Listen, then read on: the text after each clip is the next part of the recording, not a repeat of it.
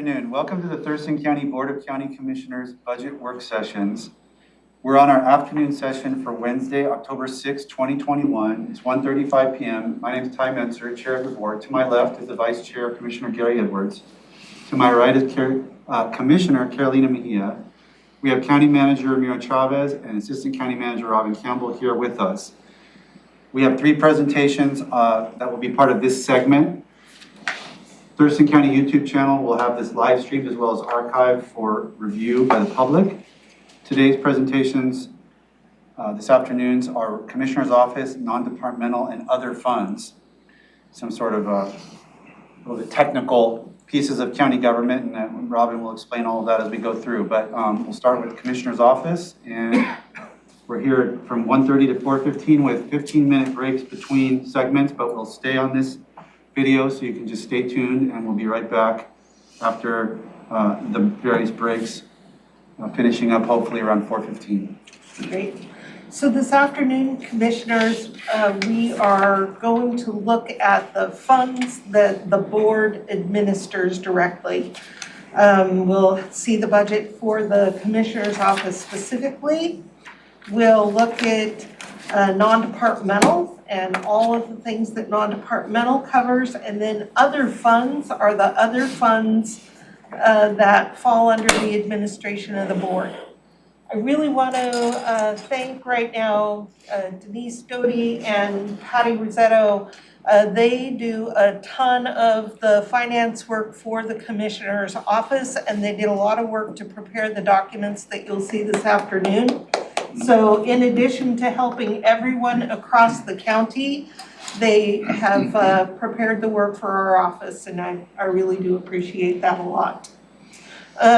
So I'm going to share my screen, and we're going to start with the presentation that I just passed out for the Commissioner's Office.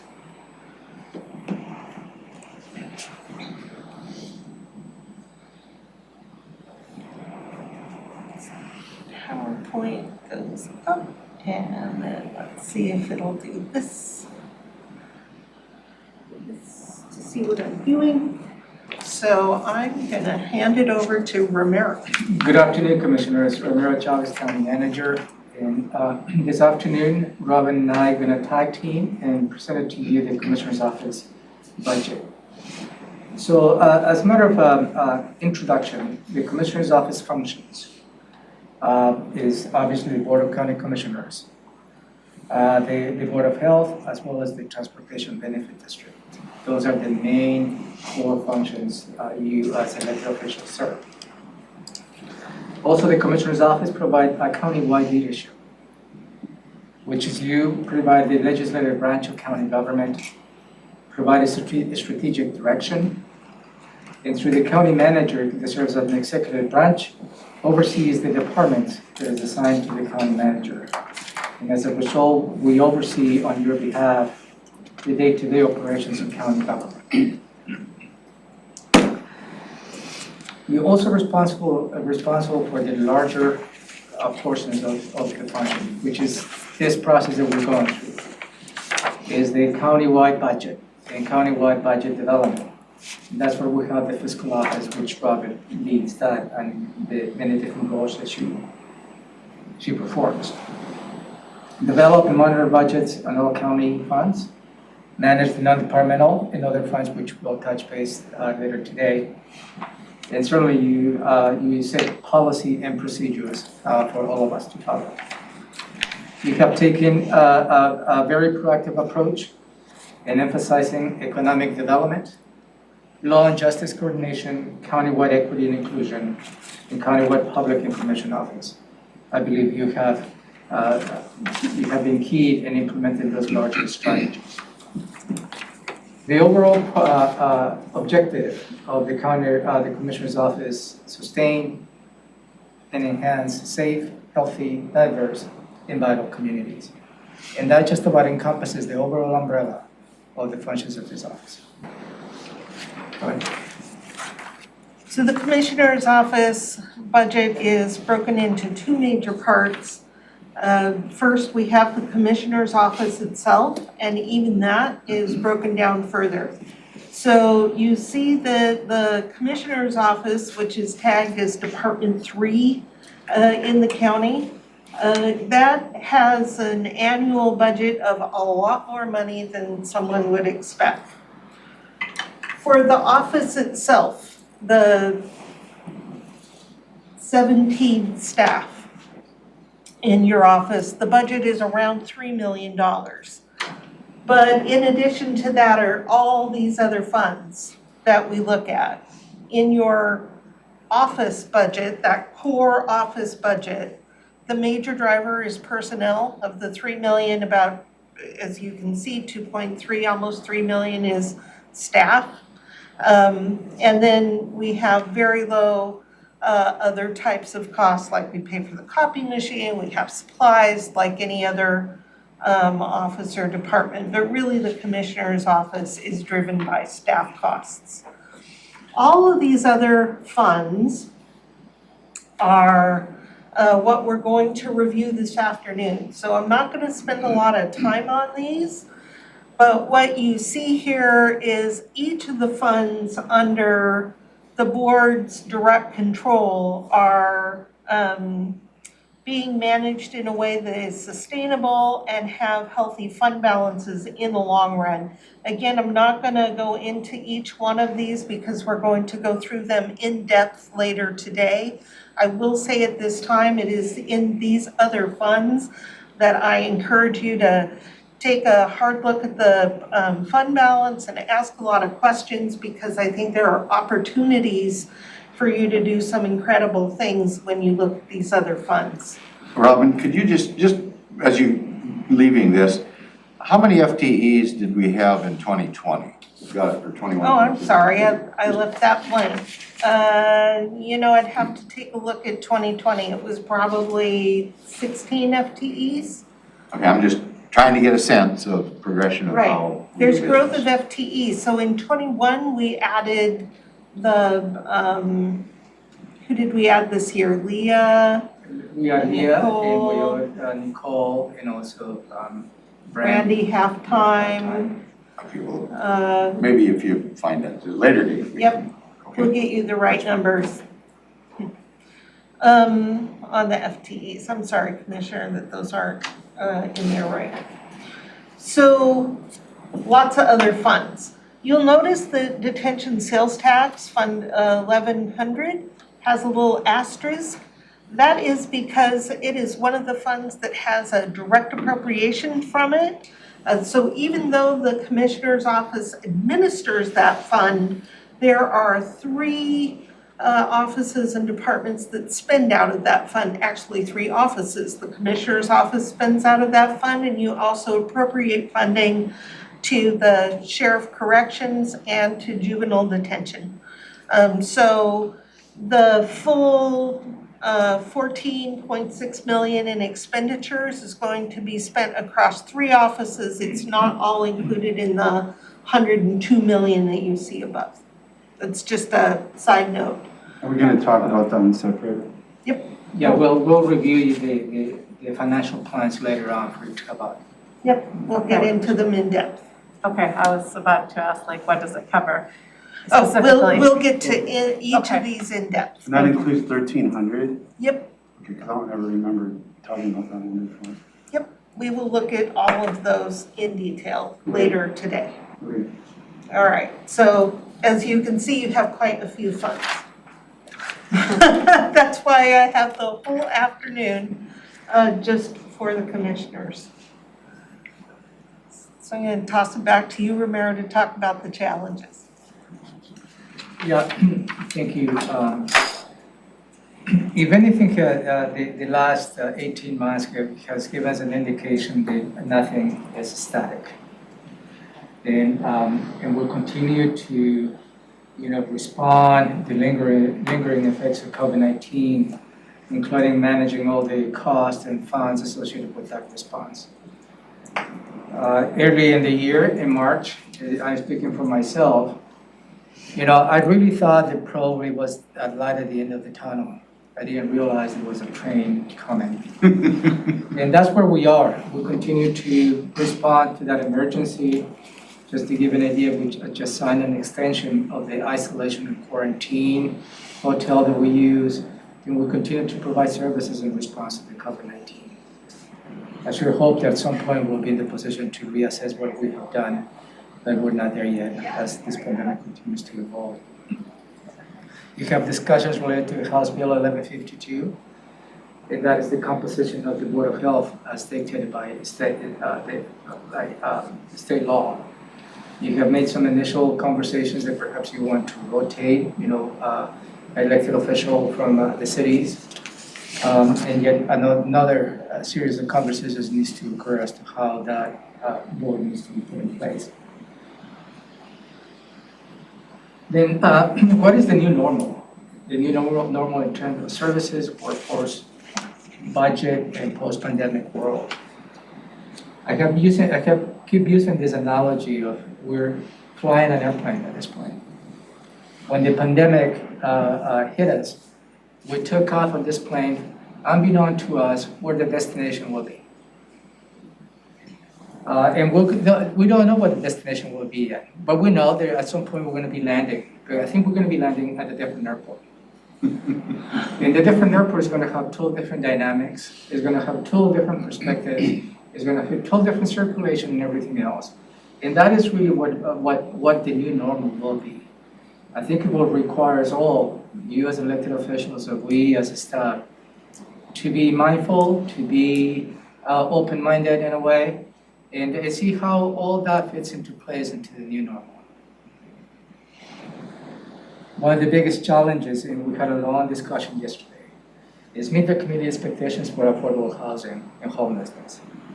That is something that is a challenge not just for the county, but for the region, and perhaps the country in the state as a whole. We're going to be working with the Sheriff's Office to how we're going to be implementing the law and justice legislation. It's yet to be seen how that is going to have an effect on the overall budgetary decisions that you may be taking. Important to the Board of County Commissioners is the implementation and taking the next steps to address climate change.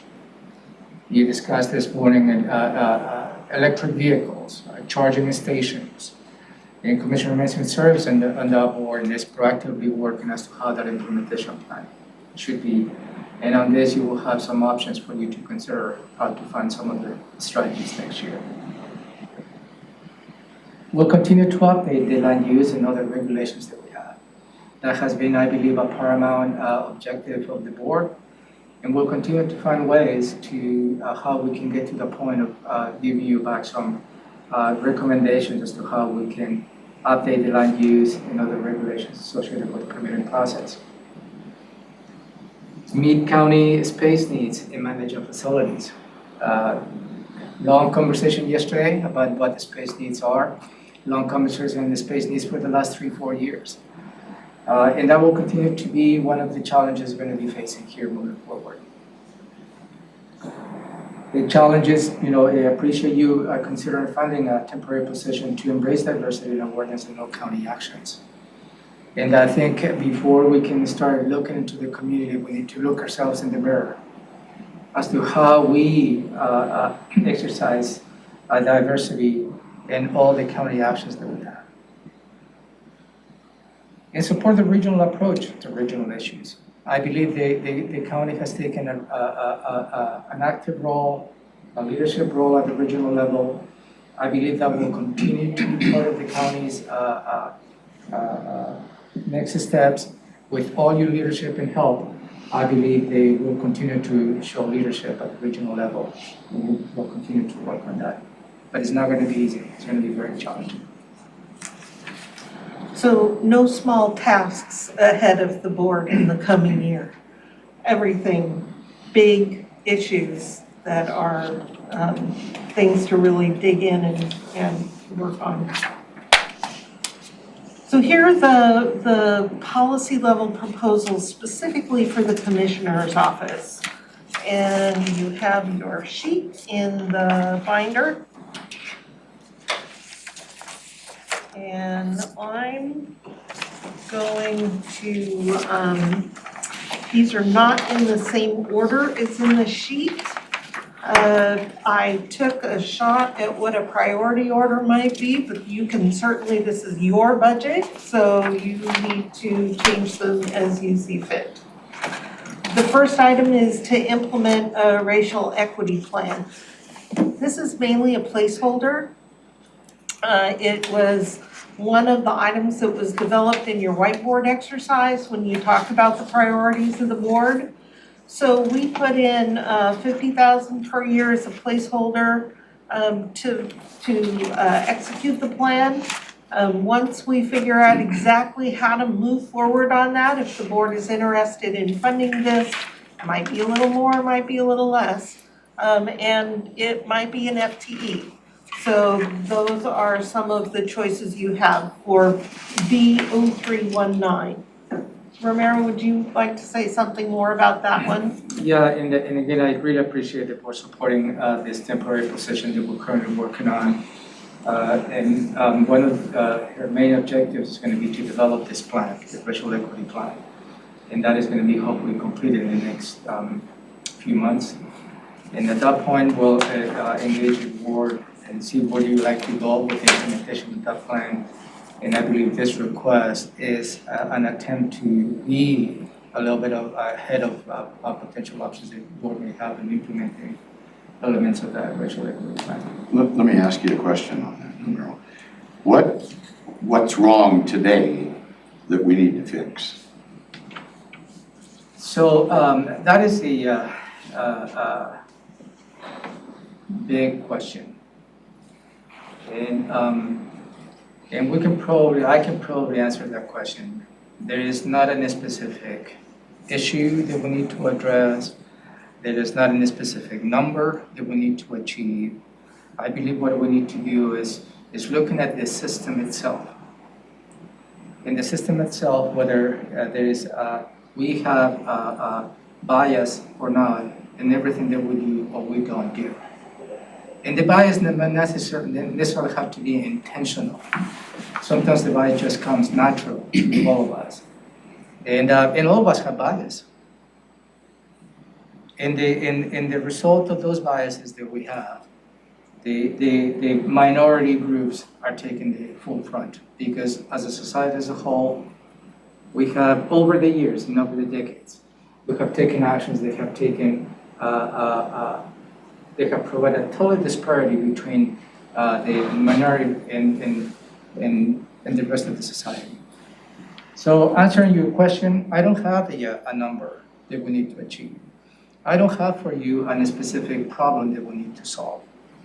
What I have for you is issue that is societal and systemic. I would just say there's no more disappointing example of what we're confronting than what we dealt with in the Agricultural Advisory Committee.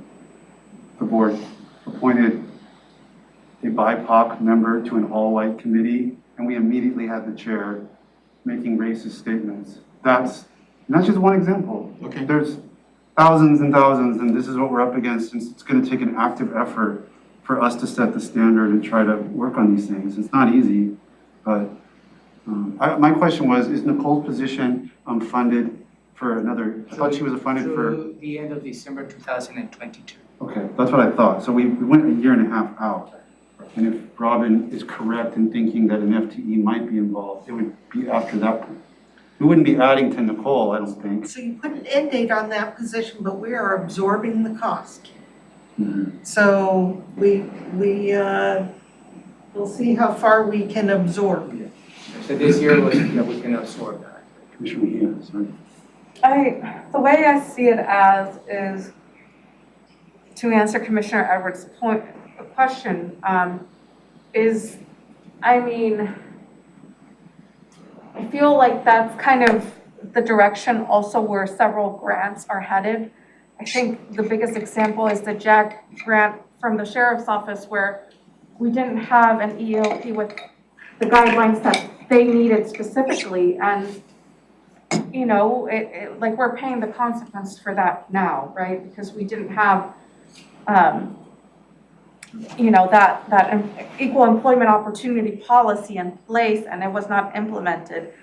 And I feel like that's just kind of like the tip of the iceberg on different little things that we're gonna start noticing as we're applying for these same grants that we've gotten before, but there's gonna be little things where new guidelines have come in and we're not in compliance. And I feel a racial equity plan will be able to kind of put us ahead of the curve to be like, yes, we have this and this is what we're doing. And, it will prevent us from losing money and hopefully getting some more down the line. Okay. Let me build on that. Just the $56 million that we just received in ARPA money requires that we be able to show how we weave diversity and equity and equal opportunity into everything we do with that money.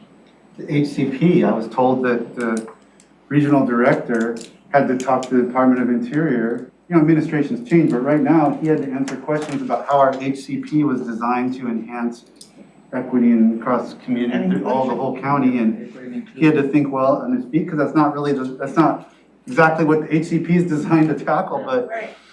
he was able to navigate those questions, but it kind of goes to your point. Right, so we're struggling to figure out how we do that as part of the reports to US Treasury every quarter. I guess, just maybe a follow-up from Commissioner Mejia on that, but I understand there were two groups, the prosecutor being one, and I thought somebody else that was actually getting funding from that same JAG grant. And they had everything in place to get that funding. We should have a separate conversation about that, Commissioner. Why? I mean, is it sensitive or something? I'm never afraid to talk about stuff ever. I think maybe a good conversation to have in an executive session, but it is Okay, no, that's fine. it's about the timing. It's about the timing in which I received the notice from the internal auditor related to this matter. Okay, well, good enough. So it's Okay, I'm in the dark about so it. no, I apologize it is for a matter of timing. The reason I don't want to be cagey in this.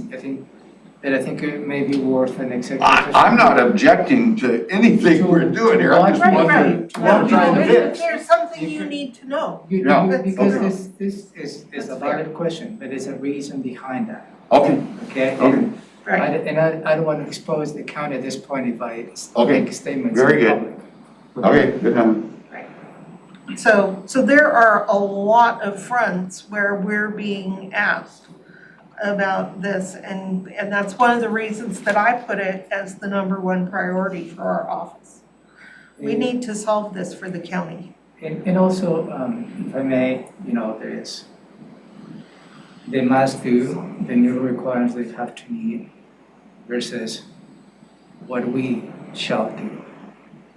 And I like to probably concentrate on the what we shall do as opposed to we have to do it. Because of a requirement. So, Yeah, I get what you're saying there. I want to do this, but it's good to hear the arguments kind of saying like, well, even if we didn't want to do it, there'd be a good argument for it, but we do want to do it, hopefully. And so there's two sets of arguments in favor of it, I hope. anyways, no answer to your question, Commissioner. Good enough, good enough. Good discussion. More to come, more to come. Right. So the second item in the Commissioner's policy level request is the request for Climate Mitigation Coordinator, FTE. You want to talk a little about that? Jenica Machado, our economic development manager, really has been a gift for all of us. She has helped us through 2020, not just in developing the climate action mitigation plan, it was helping on that process. She developed the climate mitigation implementation process that I presented to you. And she really was pivotal in helping us with the coronavirus relief fund in 2020 and continued to be part of the ARP. My concern is we continue to ask her to do something more than economic development. And at some point, she needs to go back and concentrate on the core function which she was hired. So, and this is just an attempt for you to consider. I'd just like to bring up, I mean, I'm hoping we can fund this, but just full disclosure to my seatmates, the agreement that we made is for a staffing level of 0.25, a quarter of an FTE. And that is the proposal, we're working on phase 4, and that is gonna probably remain the commitment.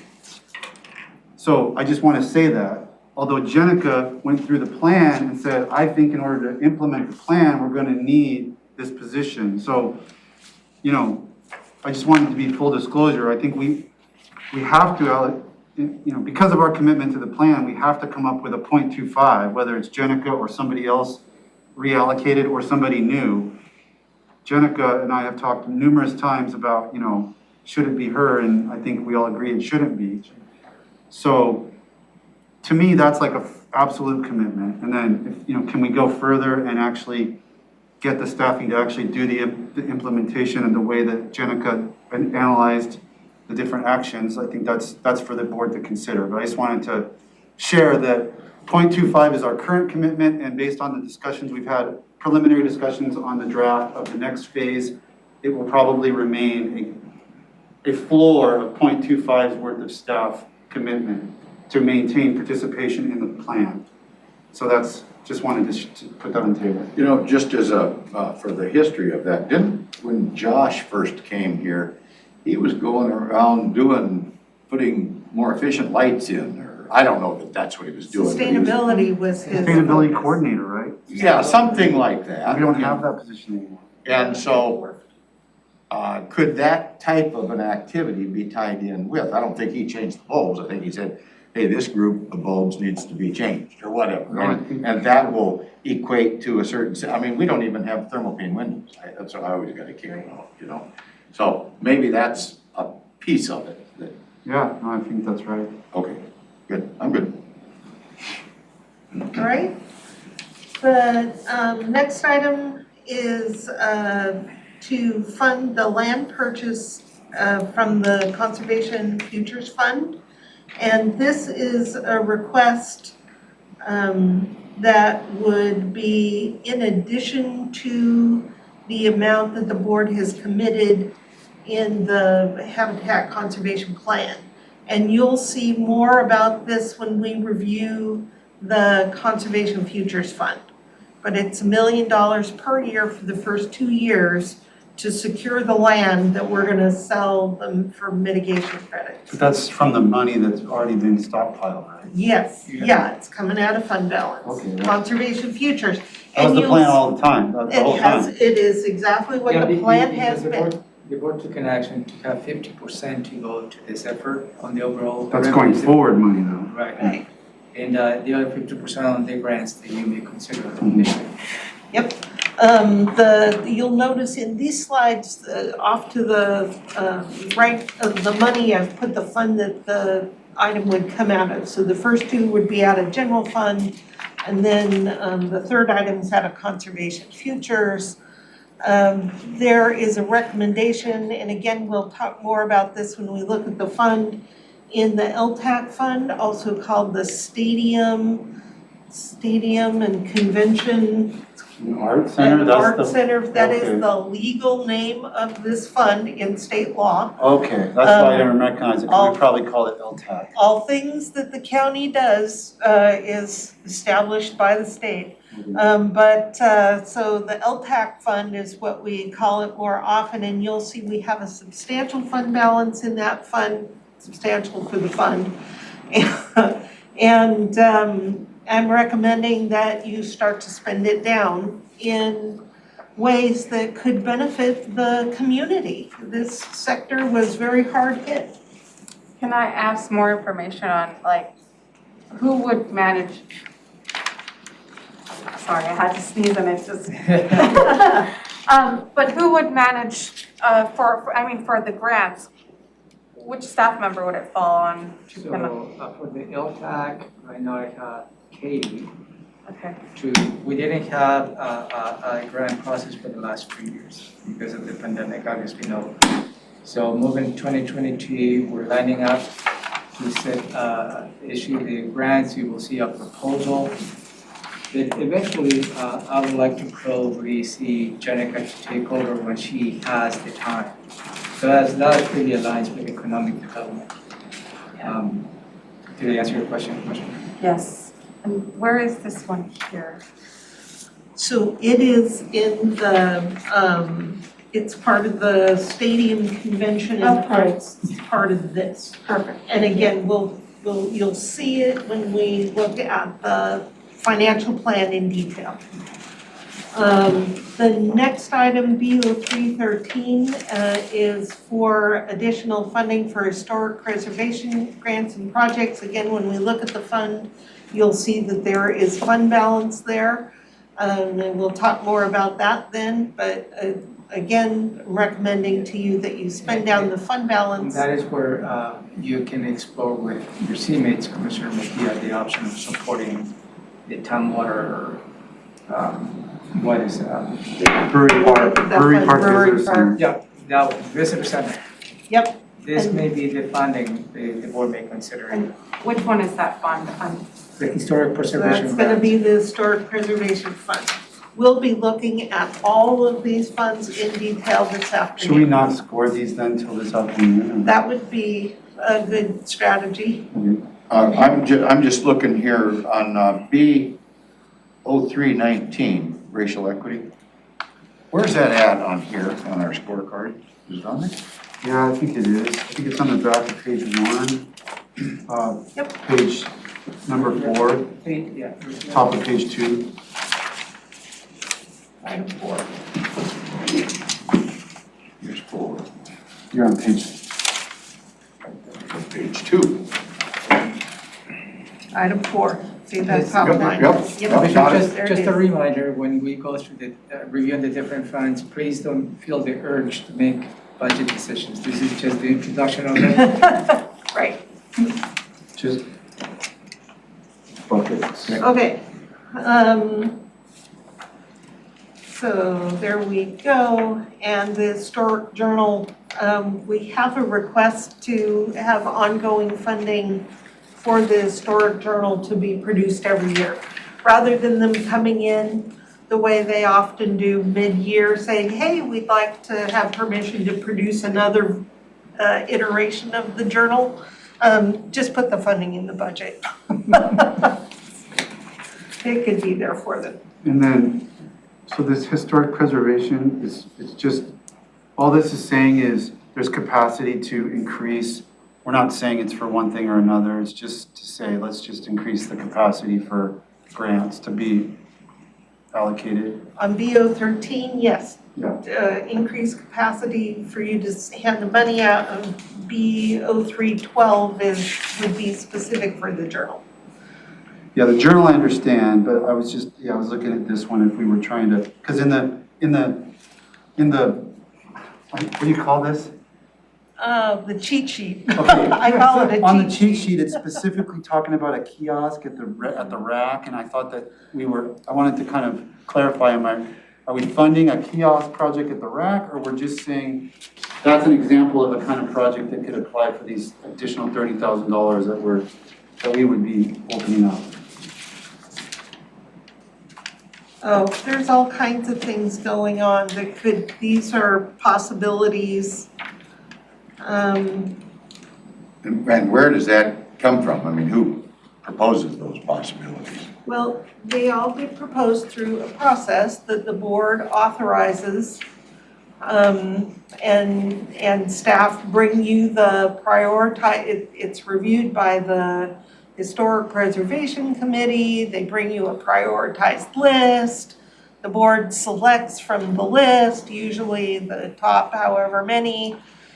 Well, yeah, but I guess I'm wondering, kind of like Commissioner Menzer said, I don't ever remember seeing any of this before. Nope, So where did it come these are things that were entered into our system.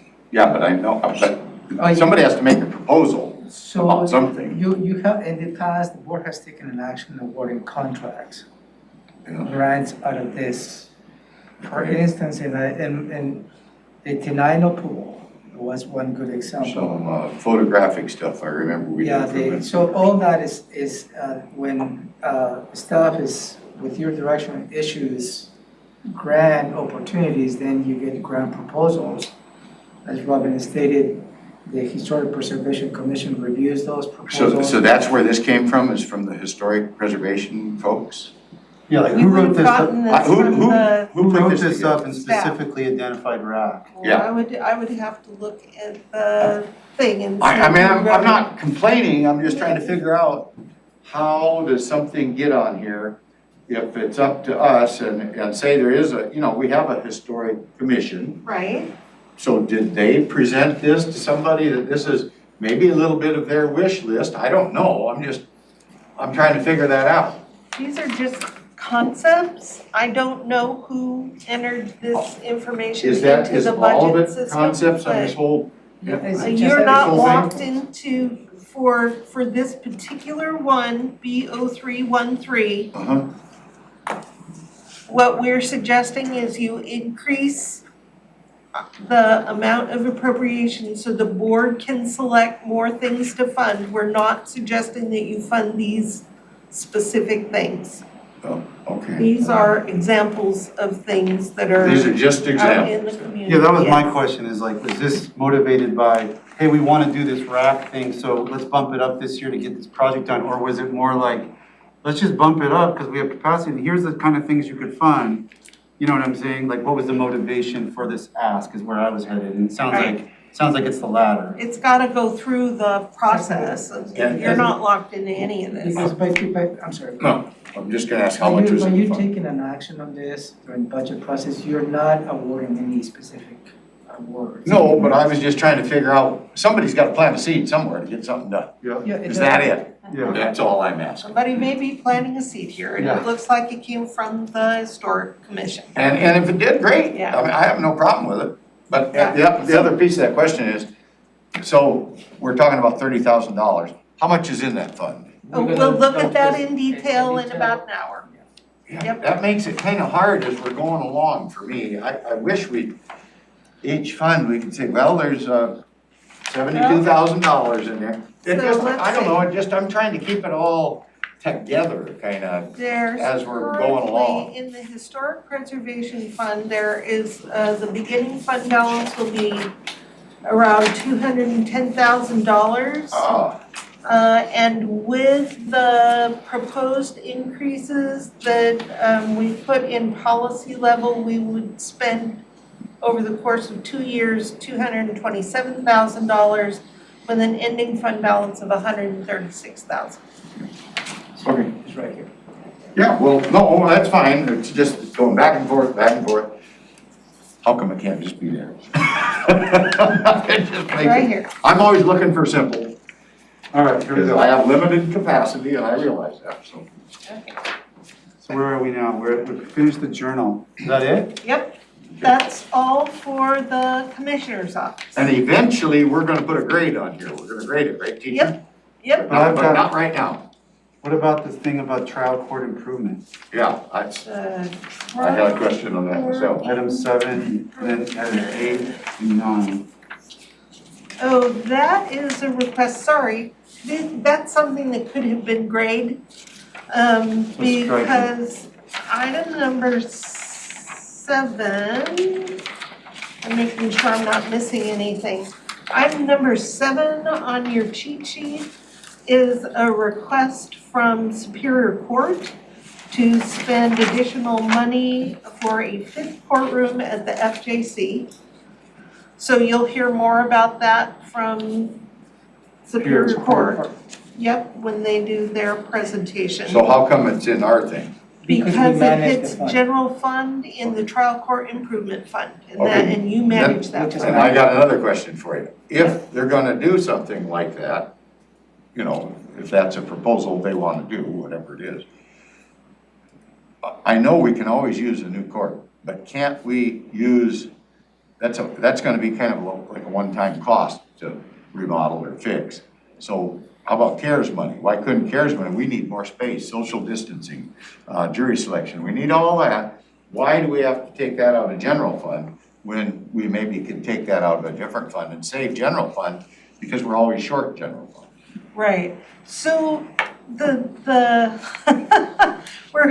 We're challenged How when come it you guys comes are to doing it? I permanent mean- infrastructure. It's because the plan of additional courtrooms from Superior Court has been way prior to the pandemic. Yeah. Oh, it's only in the talking about stage at that point. Oh, no, for this particular courtroom, there was design work done 2 years 2 ago. years ago. Well, that was never presented to us, was it? So, That was got presented to, yeah. I don't think I ever saw anything like that. I've been You here. may not have seen a proposal come forward to follow up on the design work because the design work was never authorized by the board. Yeah, Well, then it's not part of the record, is it? It is part of the record. because we spent money on it. Yes, we did. So- Unbeknownst to me. So in other words, you're telling me that's a nick, you can't do that. That's fine, just. I am just- telling you that, okay. yes. I was I'm looking very in that sorry. same direction I on was- this one. yeah, me Because too. this is I know this is a need, but I just don't see how it's gonna, is it the right time to explain this? I mean, this explanation is pretty complicated. They've got an improvement fund, they wanna increase the amount of the improvement fund, but they also wanna release more money from the improvement. I mean, this is not just, hey, give us $100,000 for X. There's some money shuffling going on that I don't totally understand. I mean, if there's another place and time to talk about it, that's fine. That is a good thing to ask Superior Court about. Because they will come to make the argument. Right, and I can also tell you that 100,000 will not buy you this courtroom. It is a fraction of the cost, which we know because of the design. Okay. Yeah, Has So- anybody ever talk Number about 9. night court? I'm afraid to talk about it because we might not be able to I'm fund not it. in to a talk about it. position to talk about that, I approached the but- subject, Yeah? at least with district court. And at that point, that was not an interest. Well, The Bar Association has raised it with Superior Court really? Yeah. because the civil bar is so upset about the backlog. They can't Yes. get anything heard Right? because anything that does get heard is criminal. Yeah. And so they're like, night court was on their list, I don't think they got anywhere with it. The judges, No. If they've got a past member from the bar, maybe you're still a member of the bar, I don't know. But I think it's worth looking at myself It's for been efficiency. suggested many times, and it's been reached both with district and superior court. But, yeah, that, I've been an advocate of dual use of government facilities for years, and that includes schools and municipalities using the school for the meeting room instead of building a big city hall with a big meeting room. I just think it makes sense to always be aware that we can do better. So, Absolutely. it sounds like maybe we got enough Our thought next- process in the same our direction. We next can talk Superior about it. Court check-in, maybe we can talk with the new Yeah. line judge. Yeah. And I know it doesn't make friends, but we're not here to make friends. Well, but also, there is a little bit of, with all due respect, limitation as to how you can direct the courts as to. I realize that, So, yeah, all that is part of the balance. but so this one doesn't look very high on my score, I'm just telling you. item number 8 on the list. So in this court, until you hear the argument for the Superior Court, Yep. please. Item number 8 came forward. You just heard me talk about this in central services, that I'd like to reallocate based on organizational structure. But it's okay if you rate this low, we can still make it work. And item number 9, Okay, can I just ask you about this, because I'm a little stumped. sure. Okay, this was in, both these numbers, we just went over elsewhere, somewhere else, I'm not sure where, because we've seen a lot of numbers, and they were in parentheses, That's right, same numbers, that's right. so. That's because it's a reduction from the facilities M&O fund, the central services M&O fund, and it's an increase in the general fund. The entire proposal nets to zero, but is an impact on the general fund in the short term. And how much is that? $1,000. this is the one you said that you could live without if you had to. That's right. Okay, got it. We can make it work. I mean, I just can't understand why it's one place and then it shows up another place. That's because we Anytime there's a funded the fund maintenance shift, fund and we're asking you to put it in the Okay. general because fund. they're giving us stuff by fund, and then if there's a fund shift, it has to show in Right. both places. Okay. But it is confusing. So it is a little bit confusing, I get that. But at the same time, if you think of the state law, Mhm. the board must appropriate by fund. By fund. Okay, The appropriations by fund, so you see a reduction in the appropriation need in one fund and an increase in the and I other. do remember you said we'll see that again somewhere. And there it is. There it is, okay. Yep, there Good it enough. is. Got it. And What's the last- confusing is like when you say like an increase in one fund, but what you mean is an increase in expenditure, so it's, depending on how you, the terminology you use, like a reduction in the general fund. But when they use parentheses versus the non-parentheses, it's just like sometimes gets your head spinning. But this is an increase, because this is the line item pertaining to the general fund. No parentheses, meaning an expenditure and therefore a reduction. That's An in increase in fund balance, a expen- reduction in yeah. fund, it impacts the fund balance Yeah, in a a reduction negative in the way. fund, an increase Right, in the appropriation authority, appropriation. that's right. Yeah, so it's just, No, you've got it. If you ever thought about being an accountant. no. No. And I the didn't even last, like doing family law because you have to do all the child support calculations and I get all turned, twist and turned on that. so the last item on the list is brought forward by, let's see, 34, I think is Public Works, yep, and it is a conservation futures increase for the parks because we do the full 25% that's allowed under state law in M&O for the parks. And there's a little more capacity because the revenue's gone up. 2%. So this increases so they get the full 25%. I'm gonna vote for that. Yeah, say yes to that. Okay, so. 1,900. That's right. How many, I'm voting how for many it. wheelbarrows of mulch is that gonna get us? So let's stop sharing, it's time for a short break, and then we can move into non-departmental. Okay. Wow. Jeez. This one starts getting complicated when it's, It's tough day. sorry.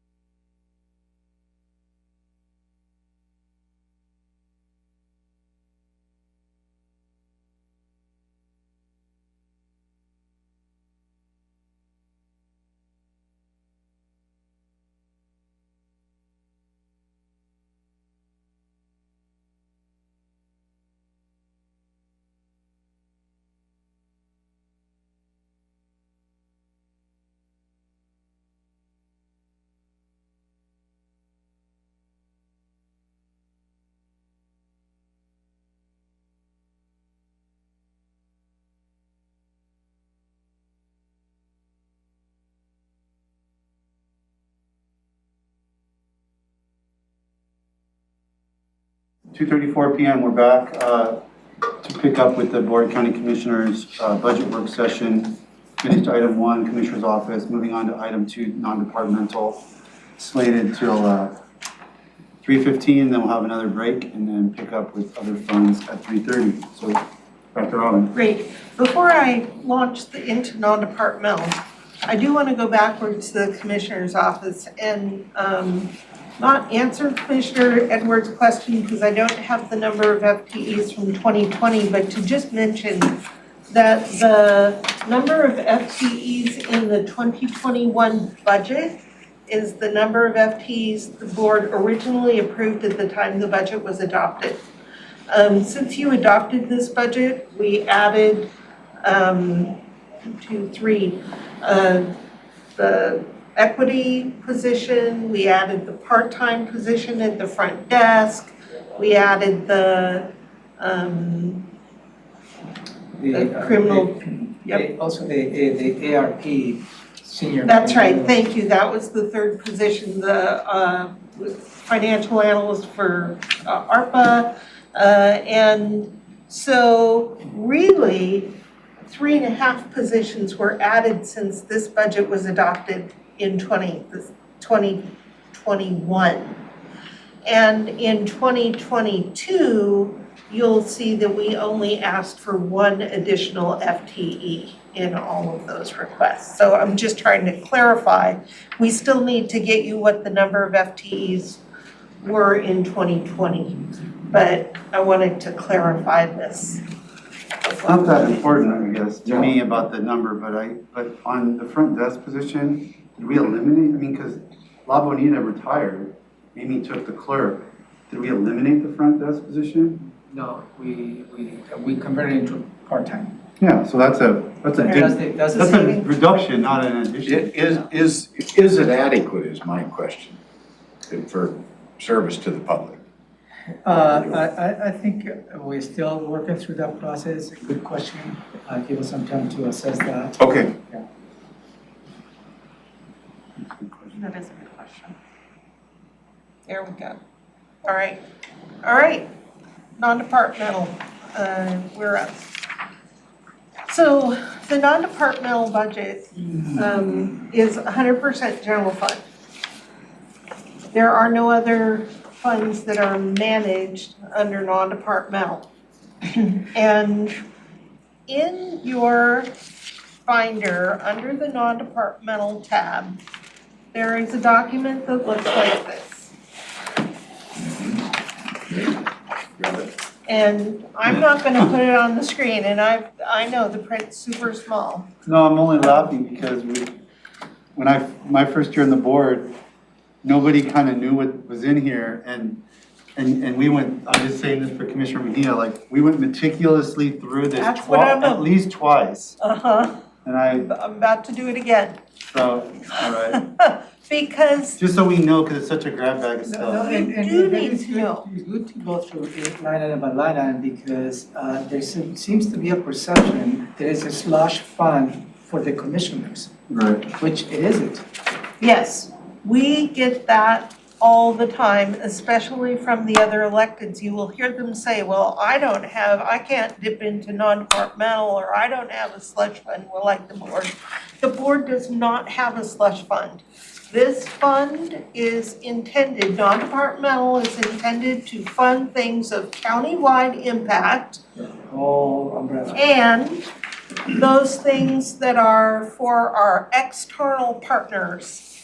And I am going to go line by line down non-departmental so you know exactly what is in it. The first item, and one of the larger items in non-departmental, is the funding of the medical costs of LEF 1 retirees. And LEF is law enforcement officer and firefighters. So any law enforcement officer or firefighter that was in the LEF 1 retirement plan is entitled for the county to pay their medical costs from the time they retire until they pass away. Which is So, an unfunded mandate, in my estimation. Yeah, and we've seen in the last few years the cost increasing because They're getting older. population is aging. right, 300,000 we anticipate to spend this year. We've spent, let's When it see. says spent to date, what's that date? I'm looking for that date. June, This is a quarter July. 3, so I believe this is through I'm gonna think it's through September, but, It looks like the end of September based on the data of the report. yeah. But would they had all the information by then? Patty, do you know what the to date is on this report? On the financial plans, As was, of 2/26/21, is that possible? One in the corner. We cannot hear you, Patty. can you hear me now? Yeah. Okay. The financial plans, is that what you said? I'm sorry. The non-departmental worksheet It ran through the end of August. through the end of August of this Yep, year. that's all I had actuals for. Yep, thank you. Mhm. So, through the end of August 2021, we have spent 201,000 out of a $300,000 budget for LEF 1. There's money for the Visitor and Convention Bureau, $40,000. South Sound Military Community Partnership, we contribute $6,500. That's actually a membership. Yep, that is a membership. The next one I have a question on. Modern Warriors, is that $5,000? Much It's still sitting more. there, yep. But he's not here anymore and that thing went away, so what happens to $5,000? So they didn't that go one. away, just the pandemic didn't put us in the position to Right. do that. So it still sits there, and if you like to continue with the effort, the partnership with the South Beach Sound Community College, I believe next year this may be up. What's that? So I don't know enough about it, to be honest with you myself, it so. was a production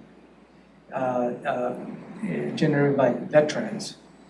It was a theatrical production, really. It really was, if you watch that production, it's really, it's very well done, nicely done, with a good message.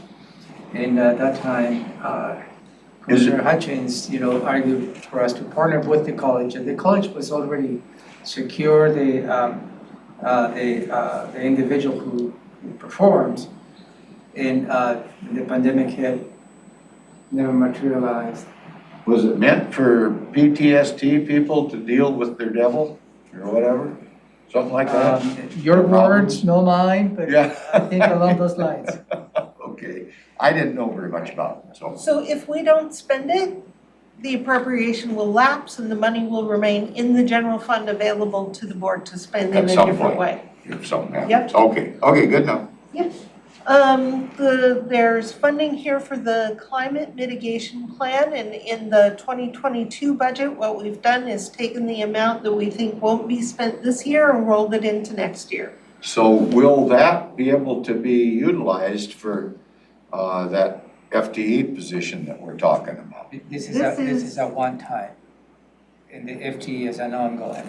Well, there's enough there for 3 Well, one-times. I thought that this was for a very specific purpose. I think we set it aside. No, well, okay, so 37.5 was for a specific purpose. 300,000 was just up for implementation actions. Yeah, that's the amount that's in Right. as a new request. Right? It was for No, just we in didn't make it, case. that was, that's already in the budget from last year, from 20. This Yeah. 337 is in the budget this year. And however much is not spent, we're rolling it And forward. wasn't 37,500, wasn't that part of a joint effort with some of the other jurisdictions and some of them didn't want to play? Yeah, we basically said that, we passed a thing that said that the climate steering committee could set the parameters on that, and the climate steering committee has not yet done it. So it still needs to be just waiting there for what, and it may actually not be needed because it, more to come. It's just, Okay, it's kind of like the modern warrior thing. It's, we allocated it, it's there. If it doesn't get spent, great. okay, but. But your question about the FTE, I mean, I think Yeah. in theory, you could do that, but kind of what Ramiro said is that's not gonna get us very far because It's not gonna get us because this is a one-time allocation. Yeah, but if we did it, well, like Ty mentioned, maybe a .25 position, it'd carry 2.5 position out 10 years or so, you know, so I'm just thinking, I think that's, that's something to think about. something about. 5 years. Okay. Okay, so that money is in this, and So mine again, is- this is the current budget, this year's budget. My question though is 47,184, that's the projection of what we're gonna spend? Yeah, that's how Because much that's we our, think that's we're our gonna- contract with TRPC, right? Right, Phase, okay, just making sure. Phase 3, right, Yeah. and then we, That's what's being spent, not what's left. right. Okay. Yeah. right, Got it. Sounds right. the emergent needs, we think this year we're gonna spend, that's for whatever happens to pop up that needs immediate funding. We have a little bit of money set aside for emerging needs. But is that the piece that we spent towards the coroner's, need on that x-ray thing or something? That's one of the, no, we gave the coroner additional funding for his x-ray machine. In 2019, we spent this emergent need money for the coroner because without this, he would have exceeded his appropriation, which is against the law.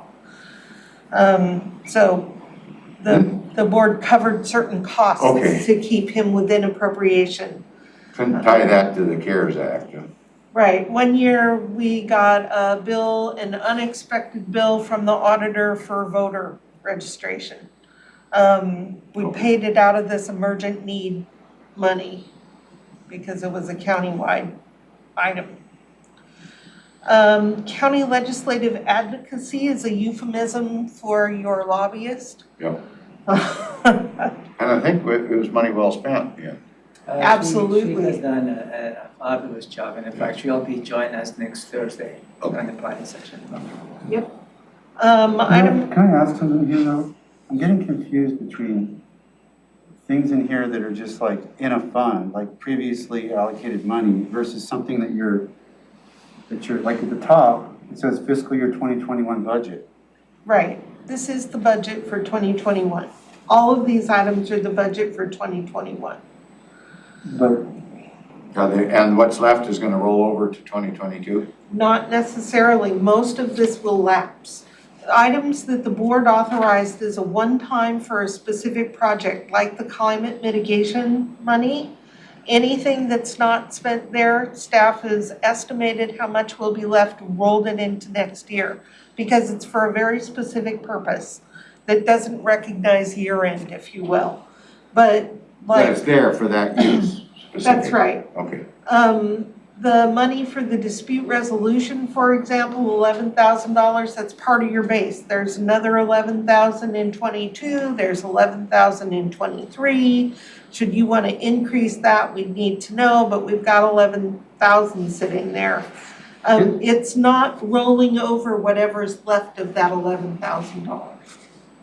so my point is, when I look at the total at the bottom, 8.3 million, we're not spending $8.3 million of this year's revenue because, like, for example, the climate money was already there from 2020 revenue.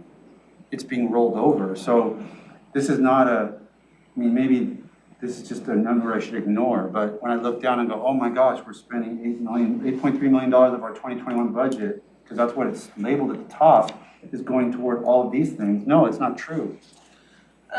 Because we've rolled over some of this stuff. 8 million of your budget is going toward these things. It is indeed. But if you look at the forecast, and that's what I don't have in my hand, it's already factored in to the 2021 column in the forecast. It's not impairing the fund balance, if you will, if that's what you're thinking. It's not against it's not part of the 2 million you have to spend. I'm just trying to go down and give you a sense of what is funded in non-departmental. Because people think that you've got $8 million to just spend on whatever you darn well think of on any given day. and you don't, you've got commitments that are being paid out of this fund, I know, you're very thinking, specific. you're thinking about internal parties to the government, like what they're elected Yes. officials. I'm thinking about the public that's looking at it going, how are you guys allocating my Yeah. my 2021 tax revenue? 8 million towards the thing, well, That's yeah, true. but, well, not totally, because like the climate, let's just take the climate one. That money came from a different year. No, the revenue comes in, it didn't come from revenue at any specific time. It's being matched against revenue that we happen to have. Or, maybe it's Okay, well, it gonna, wasn't spent last year, I guess. yeah, So maybe, because this is general fund money, let's say the 300,000 in 2020, you're right, we didn't spend all that. So, and the board made the decision to move the same expenditure to 2021. But what we didn't spend in 2020 became part of the ending fund balance. Right. And making the decision to put it back in 2021 is taken out of the fund I balance. see. that's right. And the law says all appropriations shall lapse at the end of the year. So we will spend 8.3, it's just a matter of decisions about that spending were not made this year. Because Right. Some of them are just cold decisions. what you're saying is carrying over whatever expenditures you don't have. But in the general fund, we have to be extremely careful of the carrying over, because that argument has been made by many elected offices. And that goes back to the reversion. Because we account for a certain amount of reversion defeats the ending fund balance. So everything that is not spent in the general fund goes to the ending fund balance. And you make the decisions to bring that expenditure again, and that's part of the purview.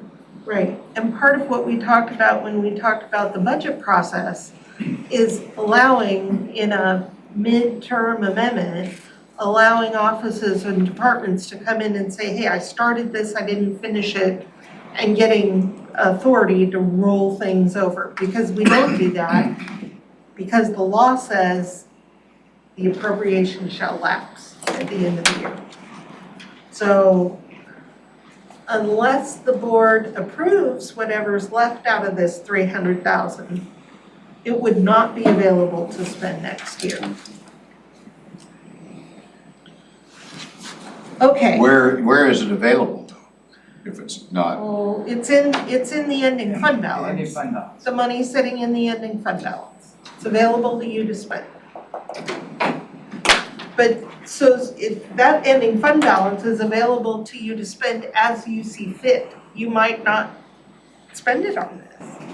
I'm not So that suggesting rainy day you fund should. of $2 million is And always we just carried it in the forward ending in the fund balance. maintenance level to make sure it was there because you made a decision that it would be there. But it will lapse. Okay. So other things being paid out of non-departmental. Dispute Resolution Center, $11,000. The contribution to the Economic Development Council, we routinely give them $60,000, we added $10,000 to that this year. How come? There was a specific public outreach they requested. And it was in coordination with all the jurisdictions. But I guess And you can probably speak a little bit more. You're sitting on the EDC. isn't that an annual commitment that? No, the 10,000 is one time. The 60,000 is an annual commitment. That's the annual one? Yeah. Yeah. I don't know about that 10,000 from the EDC. So I can't give you an answer. And remember what the conversation related to this potential. There was that trip to China that Hutch went on a couple times. No, is that right? No? It was an effort to bring businesses to the county. And at some point, you had the word of this R&D facility that was supposed to be going to South County at some Yes, I remember point. that.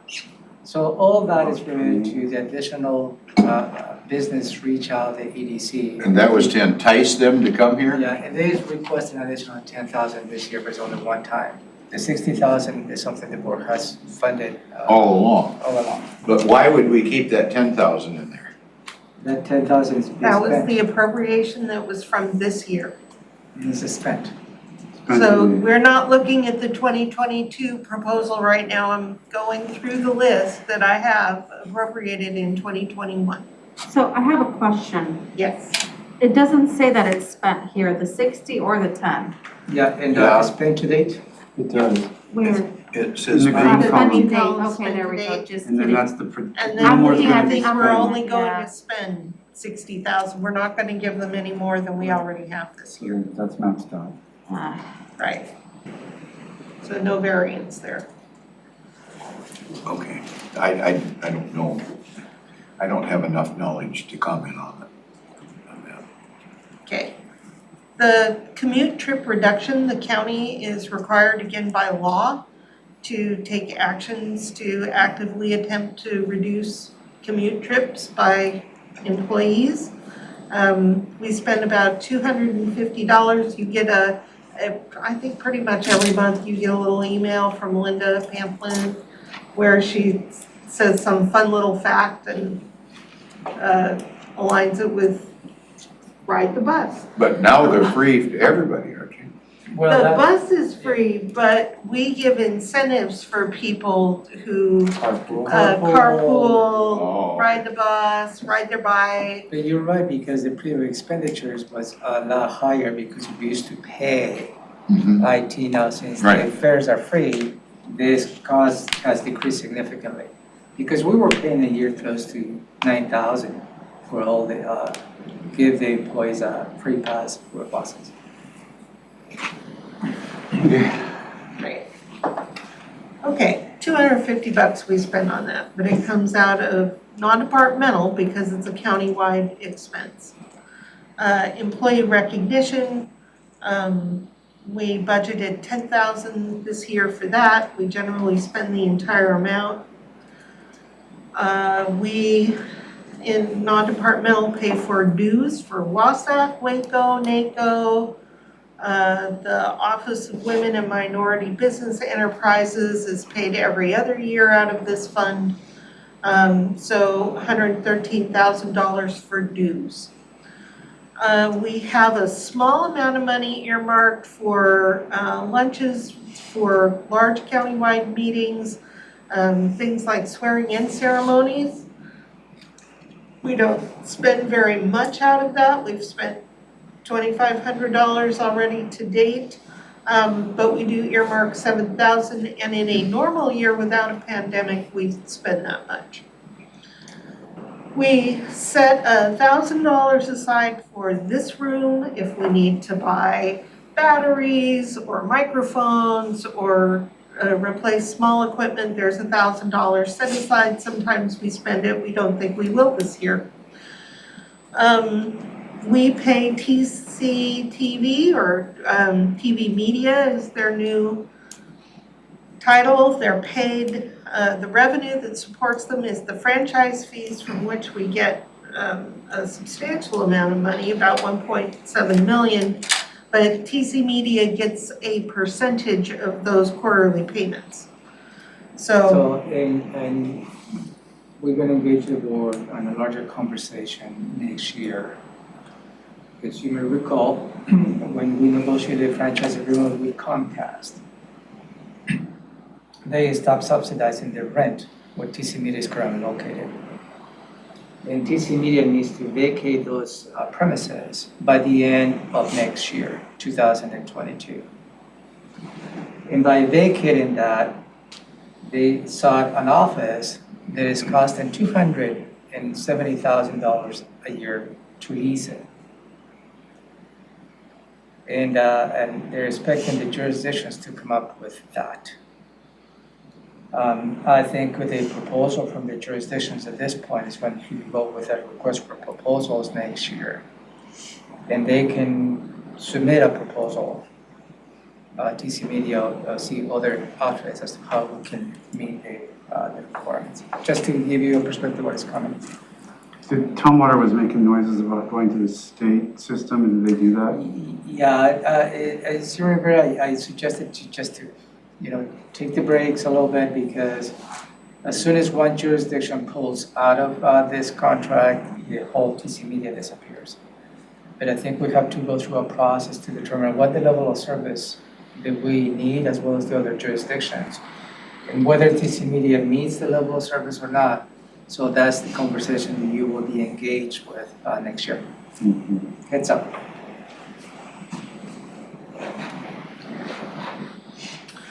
The next item in non-departmental is the court-ordered cleanup of single tree estates.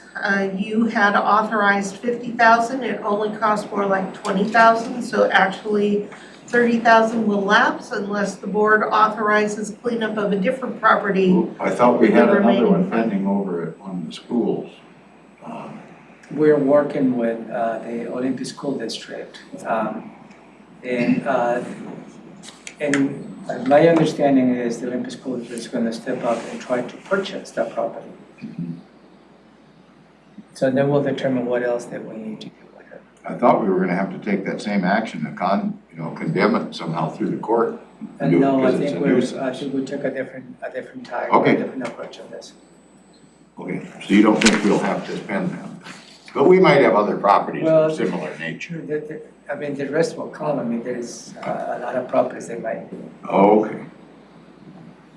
Doesn't, Okay, go ahead. well, it didn't, I thought I understood from Josh that CPED was gonna be proposing a dedicated sort of cleanup. You will see Fun. that when we go through the requests So for, this can fold into that potentially? yes, Mhm. that is exactly what it could do.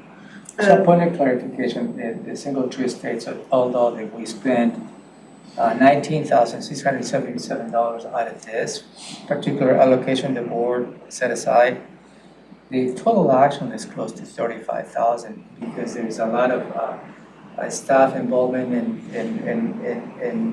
in hours that we spend in dealing with that. This is just the true cost of just clearing the property, doing the abatement. So we're supposed to have a lien on that Yeah, so property for this just so you amount? know, the lien is gonna be filed, there's gonna be close to $35,000. It's not going to be just the $19,000. So we might get this money back. is what- Someday. Someday, when, Well, if the property ever sells. Yeah.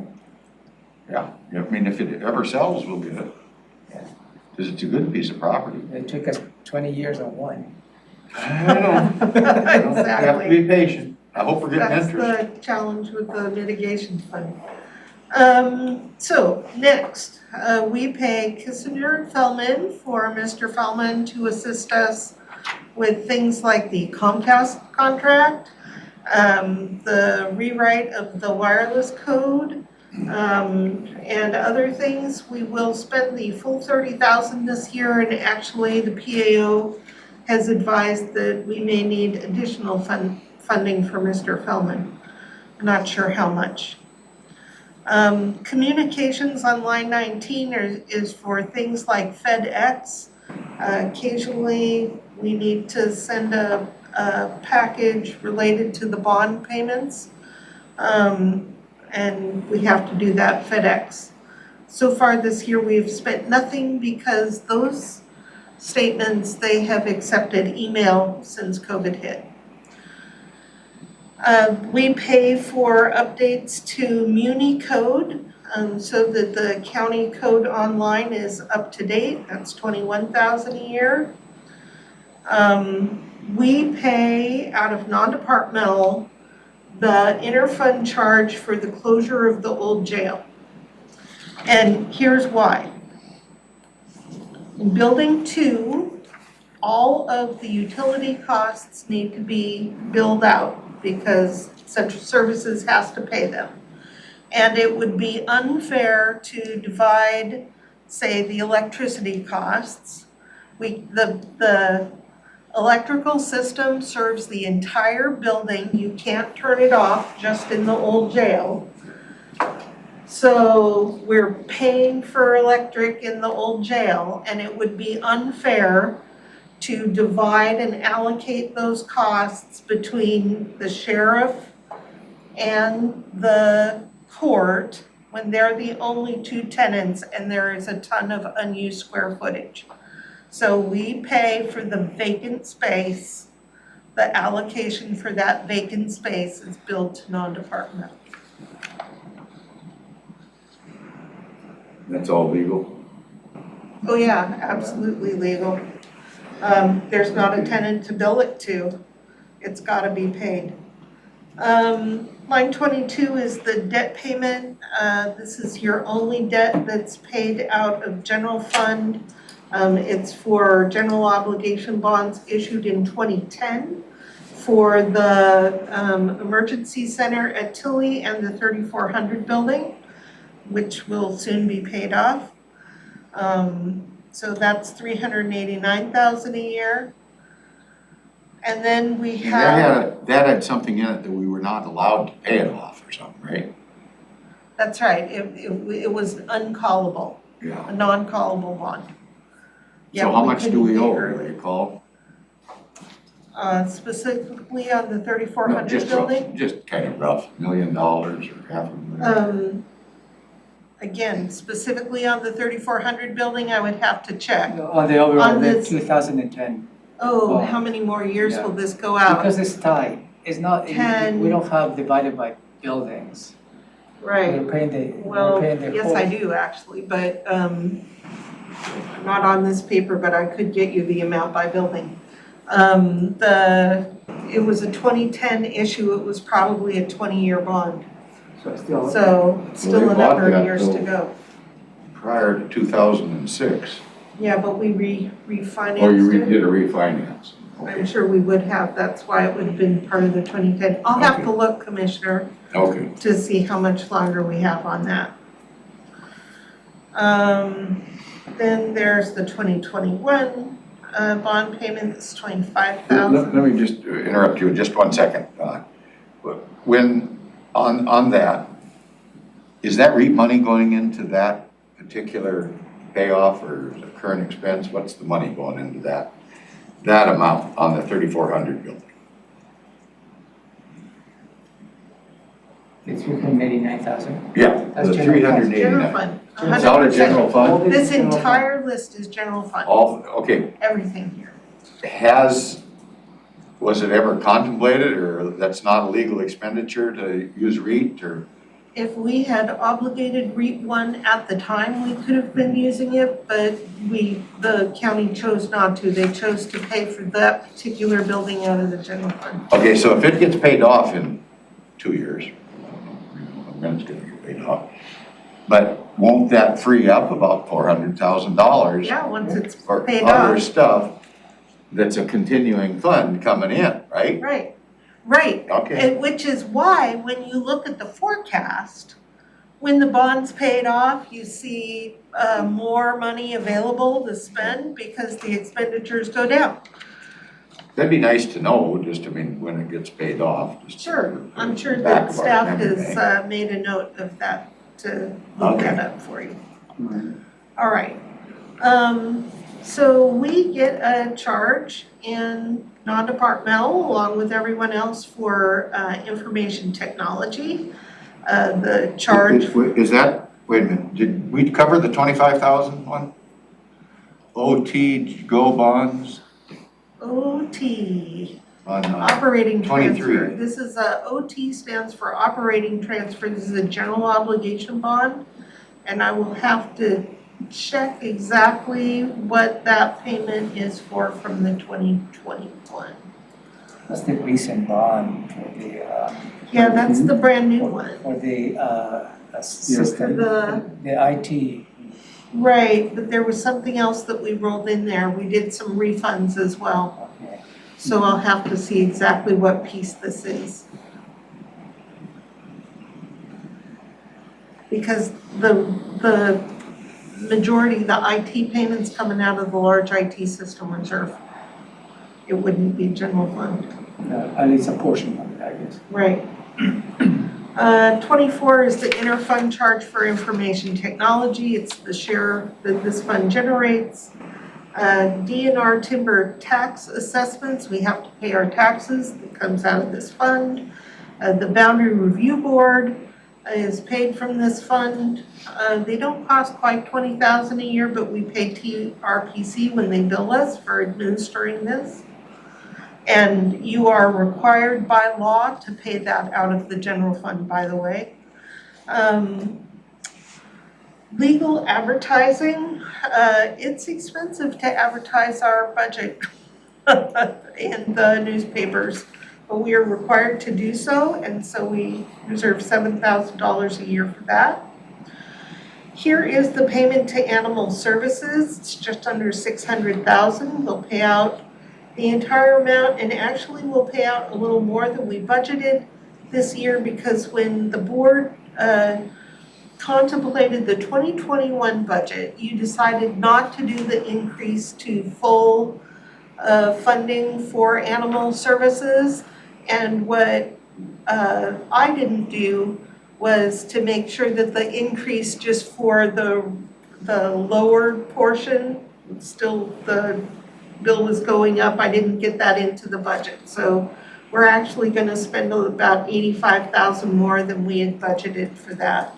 But you can see we can absorb it because other things aren't getting paid for at the full amount. And there is a policy level request for you to consider where you want to bring it to a higher level of surplus. But the 683 is just based on the formula assessment. It's not like. Yep, at the lower, the Just didn't get reduced it amount, if you will. We pay Orca, we pay them in accordance with state law, $117,000. And then you see a list of transfers, and OT stands for operating transfer. So transfers to public health, that $968,000. I'm working with Shelley to unpack it and see exactly how that's used. But you do contribute $1 million a year to the public health and social services fund. Then there's money that goes to CPED for costs that are not billable to permit fees. There are activities in the permit center that we are not legally allowed to charge to permit fees. This general fund is contributed for that. But why isn't that just in their budget? We're stepping slowly to direct appropriation, and one of the things in this upcoming budget is to move to that, I think, for CPED. So we're doing it in stages. So this has been in the works for at least 3 years, because there was, we found out there's a lot of activities not associated with any specific application. It was covered on the overall fees, which we're trying to do. For instance, when there's a lot of services that we provide to the citizens, just answering questions, they don't necessarily materialize on an application fee. It's those activities that are not allowed to be under the application fee, so it's the general fund who has to cover that. So right now, we do it on a transfer, but we're trying to get out of the transfers to direct appropriation. As I said, we're doing that in steps. And they're in 2022, the CPED's on our list. We do transfer to environmental health, to housing. There's a transfer to public health for the cold weather code blue that we expect we'll get a bill from public health for when the weather turns. Housing, HHSC, that $95,000 is specifically the amount that the board has committed through an interlocal contract where all of the jurisdictions donate 0.1% of sales tax revenues from the prior year. So that's a little different. That goes specifically to that purpose. The That doesn't seem like enough money. That is 0.1% of our sales tax collected in 2019, there's a 2-year lag. But it is correct, we Of calculated. the amount, like, okay, I got it. Yep, But HHSC, Of the amount the county receives. Yeah. You may want to rename that because HHSC's. Yeah, Yeah, I it's got got a it. new name, RHC now. RHC. It's changed 4 or 5 times since it was established. RHC, okay. Thank you. The next 2 items are the transfers to the lake management districts to cover their cost of interfund services.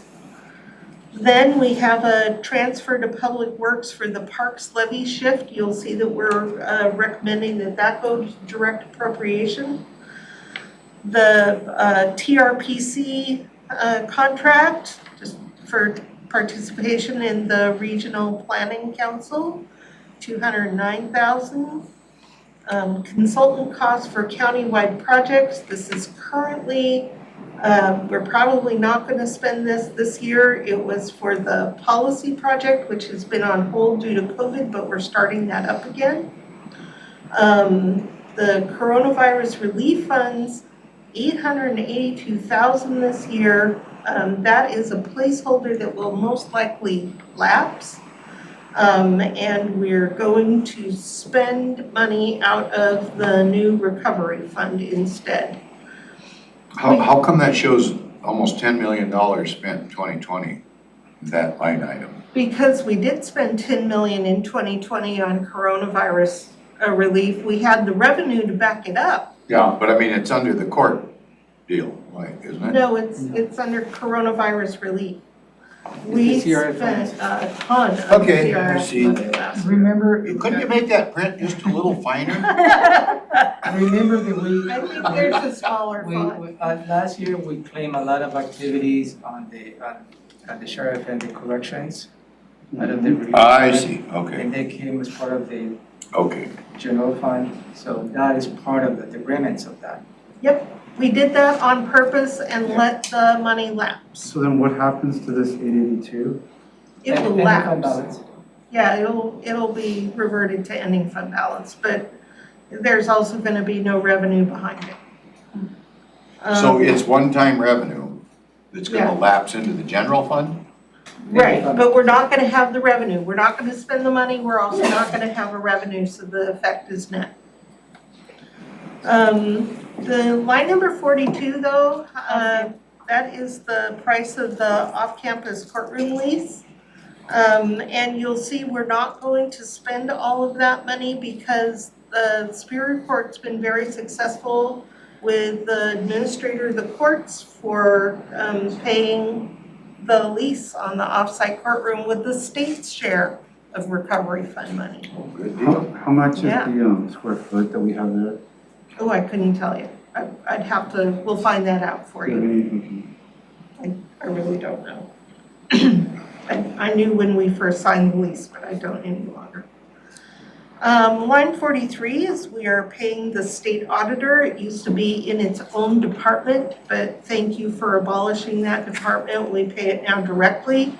And as you can see, we pay less than we budgeted for that. And then the rest of the items are just for you to see what we paid out in the prior year, 2020.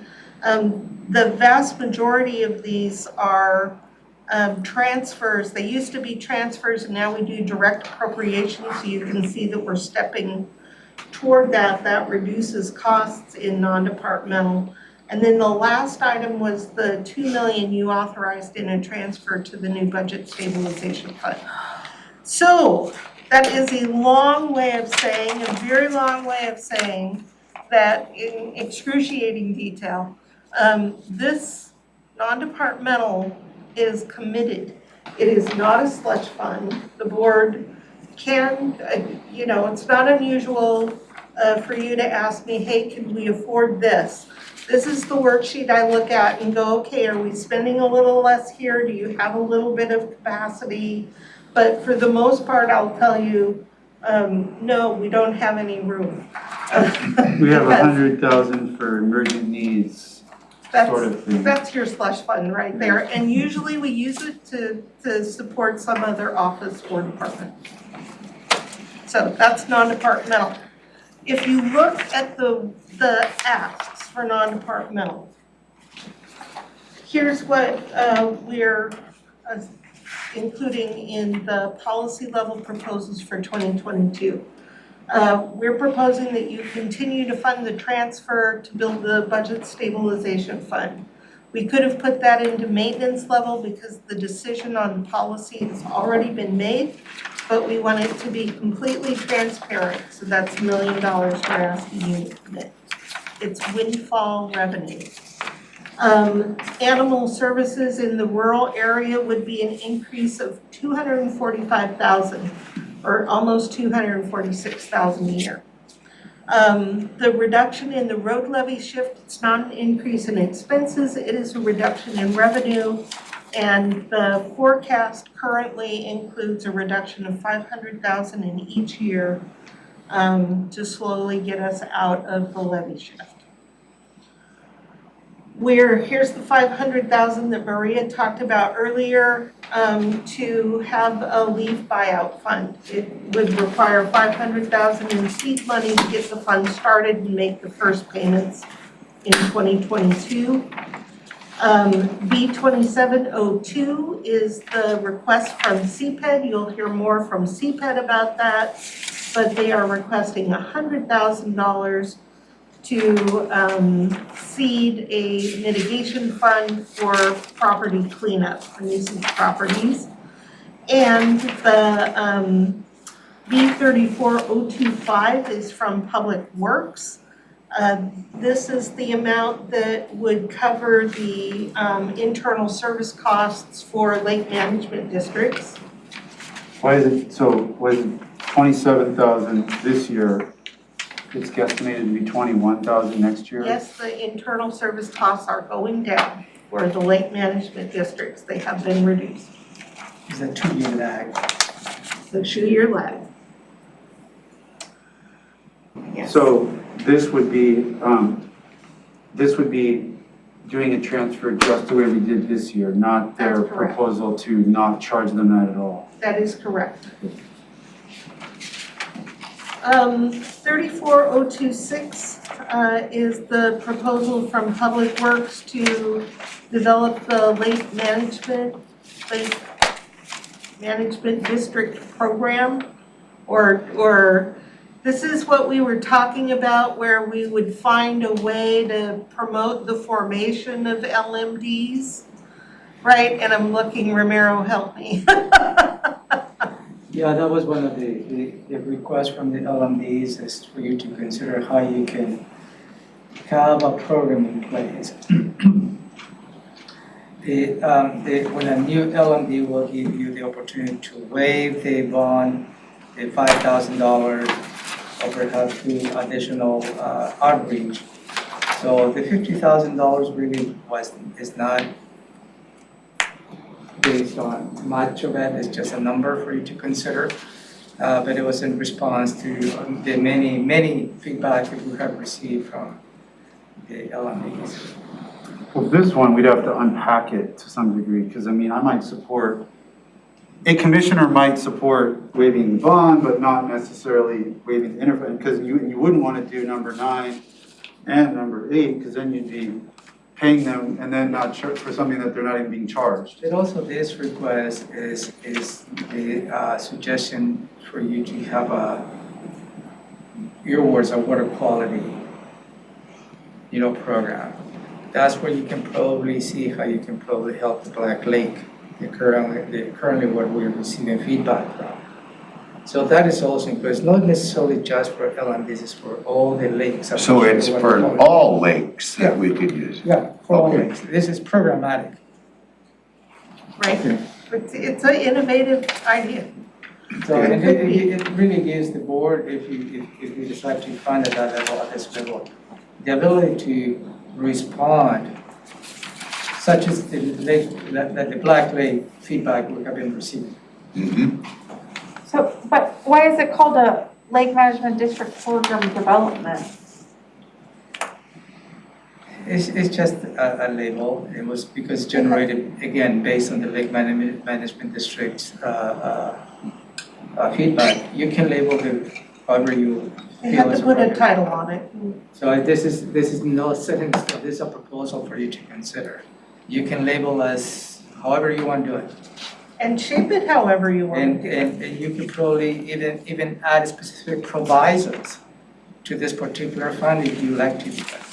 So the latitude that you have is significant.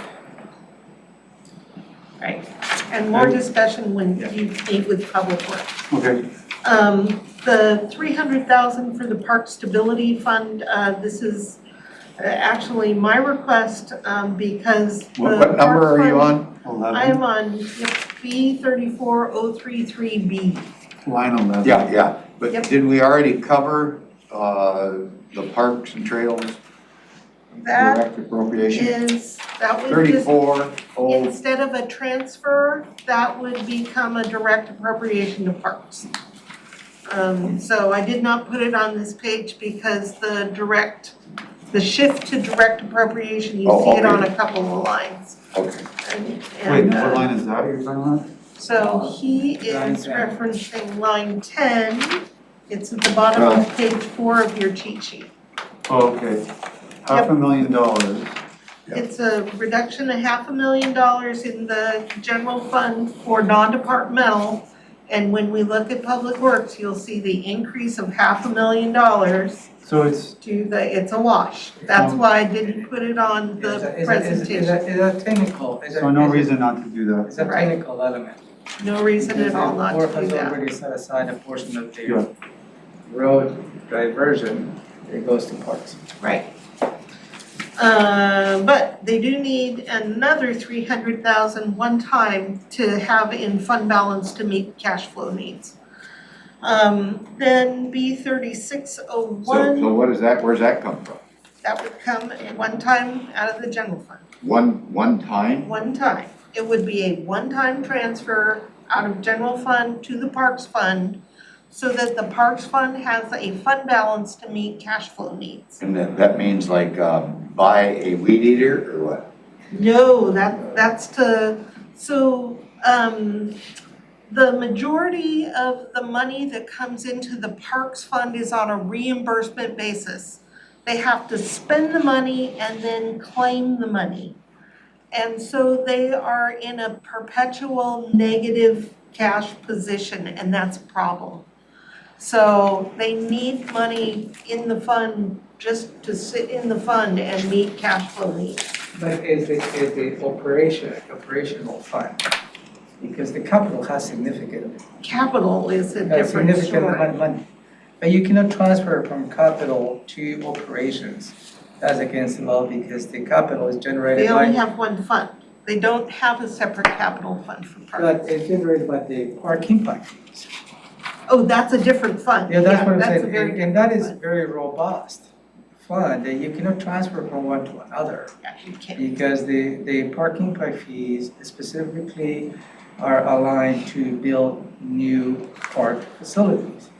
But the conundrum comes is, and you had discussions over the last couple of years, how come we want to be building more parks facilities if we don't have the funding to maintain it and operate it? So that's really the conundrum that we have, as Robin stated. The board has helped the operating aspects of the Parks Department. With this action is just to allow them to start managing a little more predictable in the future.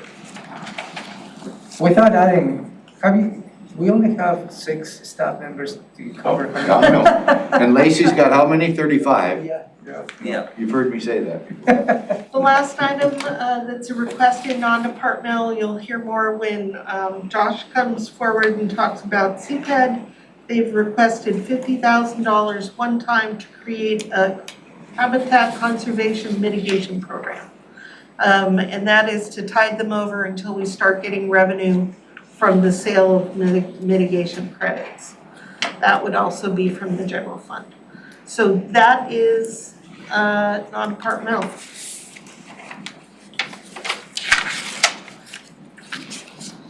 And if you don't have any additional questions about that department, I would suggest a short break, and then we can launch into the funds. Okay, let's come back at 3:40. I need coffee. 3:40, in 11 and a half minutes, we'll pick up with non-other funds. Are,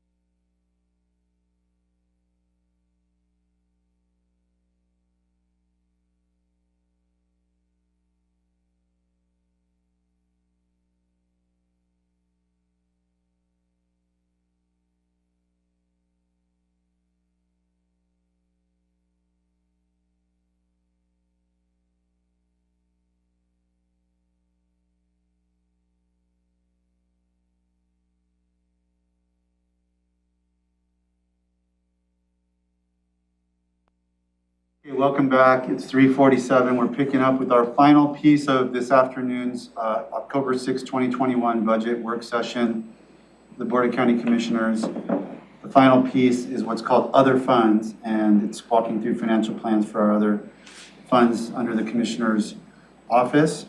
So we'll just go right back to Robin Campbell. All right, so you have in front of you the financial plans that the board, for funds that the board administers or that staff administer on your behalf. And I'm just gonna walk through them pretty quickly to orient you. These are two-sided papers. I'm gonna walk through the 10-year financial plan. But the flip side is the one-year plan on how we're doing to date this year. So if you should want to know how 2021 is going, you can look at the one-year plan. I'm going to focus on the 10-year plan. We're going to start with detention facility sales tax fund. Every one of these plans is laid out in a similar fashion. The top portion of the plan is revenue. The bottom portion is expenditures. In detention facility sales tax, the major revenue stream is a sales tax, as it says. It's 0.1% of most retail sales in the county. There are a few things excluded. This fund is currently projected this year to collect $7.8 million. Wow. And when That's a lot. I know. when I first got to the county 11 years ago, we were having conversations with the sheriff's office about how to mitigate costs of this fund because it was going broke. Now we see a huge growth. It is benefiting from the growth in sales taxes, like all of them are. Year to date, we're at approximately 16% year-over-year growth. Not quite as robust as what we're seeing in the general fund, but still a pretty phenomenal growth rate in this fund. When I saw the projected revenue for this year, I just couldn't believe the amount, and it's continuing to grow. This money can be used solely for construction, maintenance, and operation costs at a correction facility, both adults and juvenile. So what you see is we direct appropriation.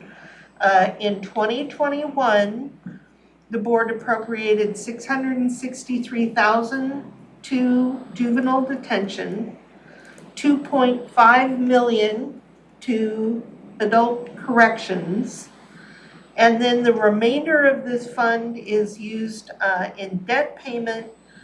Specifically, there was debt issued in 2016 to build the jail, and then Is that like a refinance then? Because it was built It before was- that. it was It was built in yeah. 2007 or 8 There or was a 9 phase or. that we had to do original debt in 2016 to pay for a large portion to get it finished. But so the bonds weren't issued, just-in-time construction bonds. Some of it was a refi in 2016, but the bulk was new. Okay. The point, though, is that that is a bond payment, a debt payment for the jail, and then the other two items were for work done at the FJC.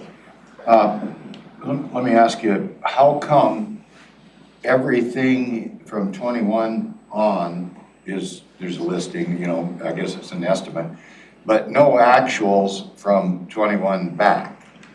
So the actuals for debt service are lumped together, 20 back. I can get you the specific numbers by bond if you want them. Well, I don't necessarily even know what I'm looking at. It's just that a lot of So- times it's nice to have a reference that in 18 it was this, and in 19 it was this, and oops, all of a So sudden. you do have, and Robin instead in 2021 became a direct appropriation. So if you see the first line item, debt service, Yes, in 2020 was 3.6 million. You see that? Right, and now in it's 2019, where, okay, say that again now. the debt service line. Yes, I'm there, So okay. if you go 2016, 2018, that gives you the total of the debt service. In Oh, here it 2021, gets we broken in. split that. Okay, In 2021, we defined specifically what the debt service is. I see. So that last one is most of it. Oh, okay, I see, okay. and you see a big drop in 2018, that's when we did a refund. And that's why Okay. in 2021, if you carry this debt service, you have this total, here you And then have here it anything. breaks down to Break- here. This breaks broken. down. Yeah. We can Okay. break it out if you'd like. No, my only question is that we were sweeping, cause I remember Sweeping the interest. sweeping, I remember that stuff, and then at 18, what, you quit sweeping? No, 18 is when we started to sweep. No. Yeah, because that's on the revenue, the $34,000 in revenue. That was interest that the fund earned and stayed in the fund. Oh, and that stayed there, and from that That's point right. on, you had swept it all the way along, but we don't show how much you swept out Well, of it. we only started sweeping the money out of this fund in 2018. Yes. Prior to that, it kept its Right. interest. I remember, that was some of the stretch. Yep. Got it, okay. That's right. Commissioner Okay, Hill will never get it for a while on this whole thing, so. right. So, She's got her hand up. yes, Can I ask a question in regards to the flex unit that we've heard the sheriff talk about many times? Could this come from this fund?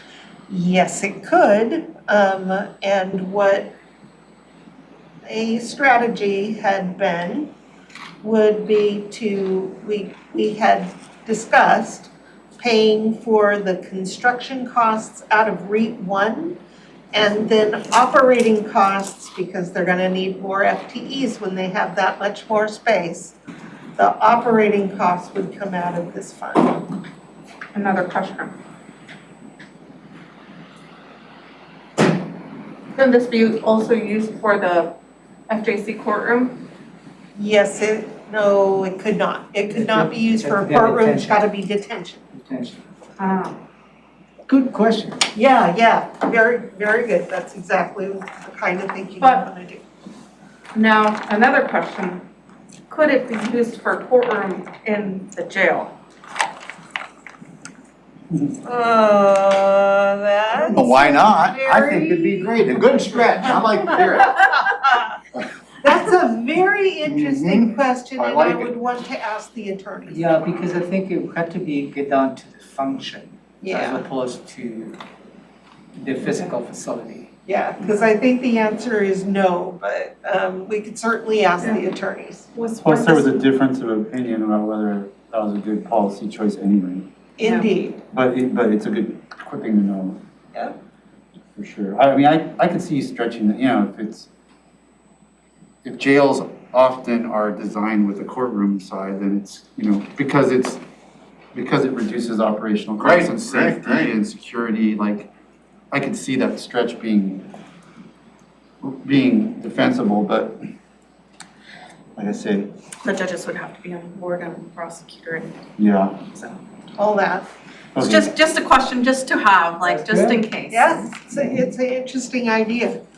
Okay, so fund balance in detention facilities sales tax is growing by a lot. And at this point, one of the things you might consider is if the sheriff is asking for additional corrections deputies, it could be paid out of this fund. And that's what the board did in 2019. That's why you see the jump from corrections from Yep. 745 to 2.3, which the board added 7. Positions And eventually. just to remind everybody that Mr. Pettit has been very critical of that decision. Mr. Pettit? I know, I'm Yes. just saying, I'm just saying he doesn't believe that we're permitted to, or even if we are permitted legally, that we should be funding those operational operation. costs. That is absolutely true. Mr. Pettit has raised that, but we have legal opinions, both internal and external, that say it is a legitimate cost. So we have no concerns that what we're doing is legal. Yeah. And this has been exposed to many audits as well, Yes, so. internal and external. We specifically asked the state auditor to review that question, and the audit came back clean. Okay, Any other question on detention sales tax? If not, let's move to the trial court improvement financial plan. Trial court improvement, the revenue on trial court improvement fund is very interesting. The state pays the county 1/2 of the salaries of the district court judges. We receive that amount from the state of Washington. And we are required to put it into a fund, again, by state law. We're required to deposit that money in a fund that may solely be used to improve trial courts. Now, the legislature, left the definition of improved trial courts up to us. So we've used this fund. The culture in the county has been to give an appropriation of $50,000 each year to district court and to superior court. And 100,000. yeah, 100,000 in total, 50,000 to each court. And when the court decides how they want to use it, they come and talk to me and say, okay, here's what we want to do. And in every case, it is a one-time item. When each court has at different times come to me and said, hey, I'd like to use it for FTEs. We have an agreement between the commissioners and each of the courts, a three-way agreement, that if it's going to be ongoing cost, everybody has to agree to it, because it's this fund, the revenue is weird. So each time when I said, well, if you can get the agreement of the other court, we're fine with that. And each time the other court said, no, don't do that. So we spend it on. Every new court administrator Every suggests time. funding a position out of this fund. That's right. And we just don't do that. So it's been used on things like new chairs, new jury chairs in Superior Court. They bought chairs for the juries. It was used on rearranging the secure entry in Building 2. It's been used just for all kinds of odd little things like that. And really, we just put the appropriation in and wait for the court to come and ask how they'd like to spend it. So, and right here, you see the request of additional Yep. 100,000. The extra 100,000 from Superior Court, you see that in the projected columns for 22 and 23. They want to add 100,000 to their normal 50 in each of those years to partially fund the construction of an additional courtroom at the FJC. And I would support that request, except that's not the total cost of that project. That project's more like $1 million. That's the one you said was gonna be, okay. Yeah, go ahead. My question's in regards to us. If we are to move to the atrium, why couldn't this money be used to basically put into the pot to revamp the courtrooms or pay for the designer or to? It certainly could, but you will be hearing from, let me phrase it this way. If the board makes a unilateral decision on exactly how this money should be spent, You will hear from the presiding judge of each court. Because historically, they've driven the That's project. exactly right. If they would Just appreciate put it at on least board, being consulted. So when you meet with the courts, you may want to say, hey, what do you think about? But the agreement is that they get to say how this money gets used. So if we said, okay, to Superior Court, isn't District Court gonna want an extra $200,000 as well? Well, they have an opportunity to come forward and they know that Superior Court did. Everybody kind of knows. But they haven't submitted any. They didn't ask this year. Is In it- prior years, they've asked for more and not used it. So the money is coming from District Court judges' salaries, and we've generally, it sounds like, allocated it 50-50 to District and Superior. Is that set in the law as well, or is that? No, So we all could the give it all law to says, Superior and not give District we any? certainly could. I mean, just. Yes, of what's- theoretically. Be ready.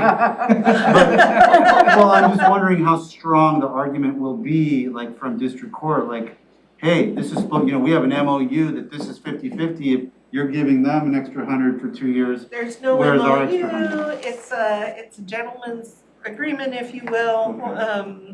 So Sorry then for it's the- also a gentleman's agreement that they get to decide what they use those funds on. Indeed it is. That is the history of this fund. So now, I'm going to say there was 1 year, it has aged off this plan. There is a lot of ownership by the courts on this. There is a ton of ownership, but there was a year when the Board of County Commissioners funded an FTE for public defense out of this fund, because what that person was doing, they did it on it was an end date position, and the person's job was to address things that weren't moving fast enough in the system on the public defense side, and the courts had a fit. If you will. They were pretty upset. I'll bet you that was when Daryl was here and Kathy was a commissioner. That's true. I bet it was. It just happened to be in that timeframe. But Your word, no mine. the promise was made by that board to not do that again. Oh, yeah, I can see it happening. So I suggest, it is your legislative authority. You certainly have the prerogative to direct how this money is spent. You say a portion, I mean, if I take what you're saying at face value, that what they want is gonna cost 3 times as much, where are they getting, do they have other potential sources of money, or are we just gonna be? They want us to pay for it out of the building reserve, but we don't have building reserve money. This is part of the conversation that I had with Pam when she was, Oh, they want this money from here, they want additional money from a different fund yes, that's to correct. fund the full amount. Building reserve or REIT one, they And don't care which. And what's the full price tag on this whole It's project? about $1 million. So what you see on the capital improvement plan, the history on this is that they had some design work done, and Is that what Pam. we're up against, the design work? Is that what? Yeah, is that- yeah, Okay, that's okay. what No. locks Trying to us make it fit. into no recovery fund. But the design work was done. Pam contacted me and said, okay, we're ready to go forward, and I said, go forward with what? That's the same reaction. What? That was sadly. So once I figured out what had been done, we were talking about how to move forward and how to present requests to the board, what to put in the CIP. About the same time, the clerk contacted me and said they need more space at the FJC, and the design work did not include the clerk. The prosecutor contacted facilities and said they needed more space at the FJC, which the court does not agree with. And so what I told all 3 of them is we need a design that accommodates all the tenants, not just one. And that is the study that you see in your capital facility plan. I don't think that's a done plan. I think we can use CARES money to go on with that. Distancing, social distancing. We can certainly look into it, Commissioner, but I think it's more We gotta stretched stretch. than I'm we kind of can. with Commissioner Mejia. We gotta stretch a little more. Right. But this is, I think I've talked to the Superior Court about this, so the answer's probably already in my brain somewhere, but this is something that they've needed or they've advocated for prior to the ninth judge, right? This Yes. isn't actually about seating the ninth judge. This is No. like the dockets at family court and their commissioner and having just another courtroom to be more Right. productive or whatever. Yes, they need more space. So it has nothing to do with the ninth judge. I guess what I'm trying to That's say is correct. it's not like it solves the ninth judge issue necessarily That's true. by spending the money. Just wanted to kind of make that point. I mean, the need is there. I mean, there's many family juvenile court cases that have to come to here because they don't have the courtroom space to hear them over there. So I get the need. I'm just trying to figure out the How do funding we pay? for all of Yeah. this, like, in a way where it's not gonna just put us in a bad situation. So Right. I'm willing to stretch this. Well, I could agree with this if it built their courtroom, but if It's not enough. but there's it's- all this other Yeah. money, then I've got to look at those plans. You know, I think this is, it may be a good investment just to study what that is. To see where and how, and then that will give the board an indication as to what will be the actual price tag. Right. Because at this point, you know, I don't think you're committing to the full construction, you're committed to the study. Now, again, if we tying this back to the atrium and this complex, I know the prosecutors that work over there like to be over there, but we're also part of our larger plan is to bring all the disparate pieces of the prosecutor's office together. Right. And maybe there will be space for them here and they won't need whatever they thought they were gonna need at FGC. And in fact, they'll need less because they'll move those people over here so they can all work as a cohesive, efficient, well-oiled unit. And also, you know, I think is if the atrium goes through it, you know, but all the moving pieces, building 2 becomes Superior Court building. They will allow for expansion of an additional courtroom. So there's a lot of moving pieces on this puzzle. They certainly, looking at this is good, but depending on the next steps, holistically is what we need to do in terms of facility analysis. Okay, child court improvement. The next one is the Stadium Convention Center and Arts Financial Plan. And again, the name is in law. We didn't have a choice of how to title this fund, but we generally refer to this as the LTAC money. Future. Yep. It is a hotel motel tax. I think it's $2 per bed night. That is paid by lodging only in the unincorporated area, which is why it is such a small amount. Go ahead. Mike, is this the money that the lodging advisory board? The lodging tax advisory. Okay. Yep, LPAC. Yep, Only unincorporated, which means, what, in the Maybe very there's one place somewhere or something. Maybe a bed and breakfast somewhere or something. couple of bed and breakfasts, you see a What about big the jump Marriott? in 2019, that's Airbnbs, what? I was gonna say, I guess it's tribal, the Marriott there at Grandma. Yeah, we don't. Oh, yeah, no, we Get don't. nothing.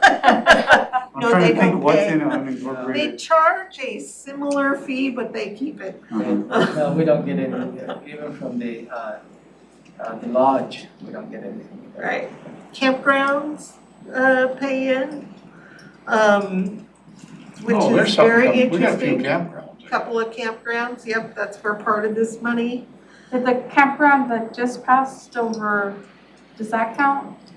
Where's that? The one that we looked at the beginning of this year that went through the, Oh, the code amendment, yeah. Yeah, the code So amendment. eventually, when they get into operations, that will, Oh, you mean the thing done, you know? Yeah. If it's unincorporated, absolutely. Okay. That will eventually, when they start operating, they will get Logic. taxed. It's classified as lodging. Miller's Urbana, that's also contributes. Yep. Okay. Now they call it glamping down there. Glamping. Yes, they do.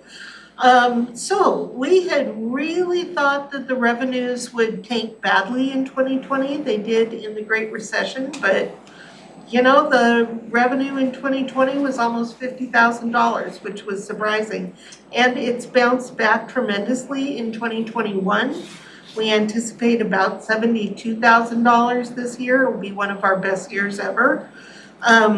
This fund is extremely volatile. You see it's pretty flat at right around 40, but so that's why you see it drop back. We think that 2021 is an abnormal year, but the future years could be higher. However, what you see is a tremendous buildup of fund balance. We expect to end this year with 191,000 plus, in part because we did not run a grant program this year. 2021. 21, right, no grant program this year. And we didn't run nobody used the grants that they were awarded in 2020 because everything was shut down. We do think that this is a nice way that the board could infuse money into this industry and give them a boost. So we've proposed 75,000 in awards in 2022 and then flattening out at 50 in future years, but you could go even higher than that. And at some point, we were funding the fair, and now we're not?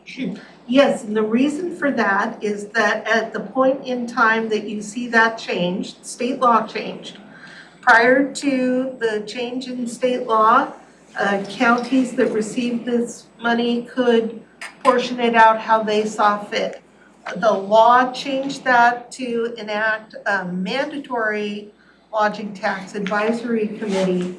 The advisory committee makes recommendations, binding recommendations to the Board of County Commissioners on how the money gets spent. So the fair started to have to go through the application process with everyone else. They've received a grant every year, but we can't just funnel the money to the fair any longer. Thank you, Steve. Yes, ma'am. Question in regards to, like, what can the money, just more information on what the grant process is, because this is the first time I'm hearing about it. Like, who can apply, what is it used for? What are the regulations for it? So the goal for this money is to increase tourism in the county and put heads in beds, if you will, in our hotels. So the applicants have to be able to show how their event that they're asking for money for is going to bring people into the county and create increased tourism revenue in the As county. an example, in the past, in 2019, an award was given to the Gateway Rotary Club for the BBB event. Yep. That's an example. Yep, we funded the senior games, we give money to the fair, they can show that they bring in people from outside the county to attend the fair. Oh boy, there've been a lot of interesting things funded. I think one year we funded an aviation event. The Tumwater Air Show. Yeah, the air show. So it's any type of event that can be shown to increase tourism in the county. So we just say how much is gonna be able to be released, and then at that point, the advisory committee makes the actual Pretty binding much takes decision. over. Okay. Right. You're just saying, we can bump that up a little bit. That's exactly right. And this was the question I asked about the advisory committee on Tuesday. You are required by law for a commissioner to chair the committee, and then you have to have 2 representatives of entities that can receive the money and 2 representatives from entities that pay into the fund, which is difficult in our county because there are so few. But you've got to have that balance in accordance with state law, which is a weird, everybody's got a interest, a vested interest in it, but that's how the legislature set it up.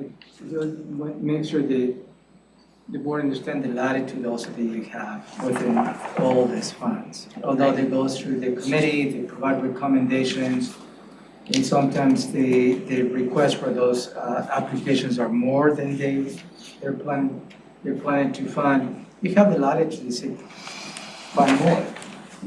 Right, I usually come to the meeting where they're discussing the grant applications. I come with this worksheet in my hand and say, you've got money, give it away. All right, I'll Yeah. just move, no, we're over time. We've got a lot more to go. I have maybe another half an hour myself, but I can't go on forever. 'Cause Right. I can't pick up the news. So we can always do more on another day. Yeah, because I'm kind of pushed. What's your about stopping point? 4:30, I was, Let's go till 4:30 then. Okay. Let's go through Okay. whatever we can do. okay.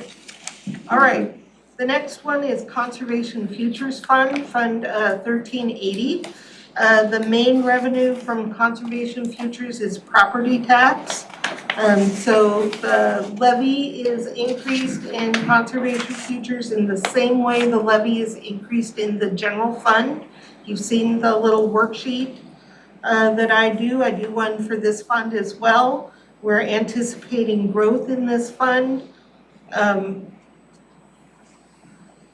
I probably need to update the revenue numbers, but It grows at like 1% plus new construction the way. that's exactly how it grows. But it's separate, similar to the grant fund levy, it's outside of the Right. regular levy. Yep. Which reminds me, I was just reading a proposed legislation by Thurston County. They're asking to take the conservation features out of the regular property levy. That makes no sense. Not That in it. makes no sense because we already have this. It's not. So I was having a conversation with Deborah, and she was showing me, said, I just don't get it. Because we have a separate levy for it. I would love to see that, because there might be something that makes sense in there. There's probably something if it came out of Pierce County, I know the guys up there. There's something, we gotta figure out what it is. But it's, property tax supports this. The money must be used to preserve open space.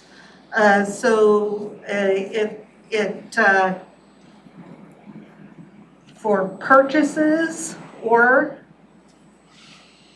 I want to say it can be used for construction, but I'm probably not. I think it's got to be purchasing, preservation of open space. So the board uses it for an easement program. You've set money aside to support the conservation habitat conservation plan, and really that's the way that this fund has been used all along. The law says that you may use up to 25% of the revenue on M&O, maintenance and operations, and you devote all the $10,000 of that to the parks. The money has to be used on parks and trails that were purchased at least in part with conservation future money, so it's not all our parks and trails that qualify. But Public Works does use the full 25% every year. That amount was just raised to 25% a few years ago. Prior to that, the limit was 15%. And we have to meet certain criteria to claim the 25%, which we do. This fund, as Commissioner Menzer was referencing earlier, the grant program for easements was suspended for a few years for money to build up in the fund balance to be used for habitat conservation. That's happened. So you have an ending fund balance this year projected to be $7.7 million. We've got the extra million that you saw in the budget requests for purchasing mitigation property is built in to the Habitat Conservation Plan line. You still have a substantial fund balance after you do that. Future years have the 500,000 that is committed as part of the plan that was submitted to US Fish.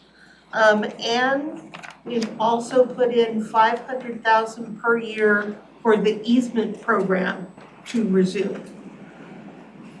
In 2023, you see a $300,000 earmark. That's for a project that was already approved but is not expected to come to fruition for a couple more years. The other thing I would just share with you about this particular fund is state law requires that we be able to show that the money was spent across the county. It can't be only spent in one particular area of the county. So when you talk about the mitigation land for habitat, we need to be careful to ensure that we're buying land in each of the sectors.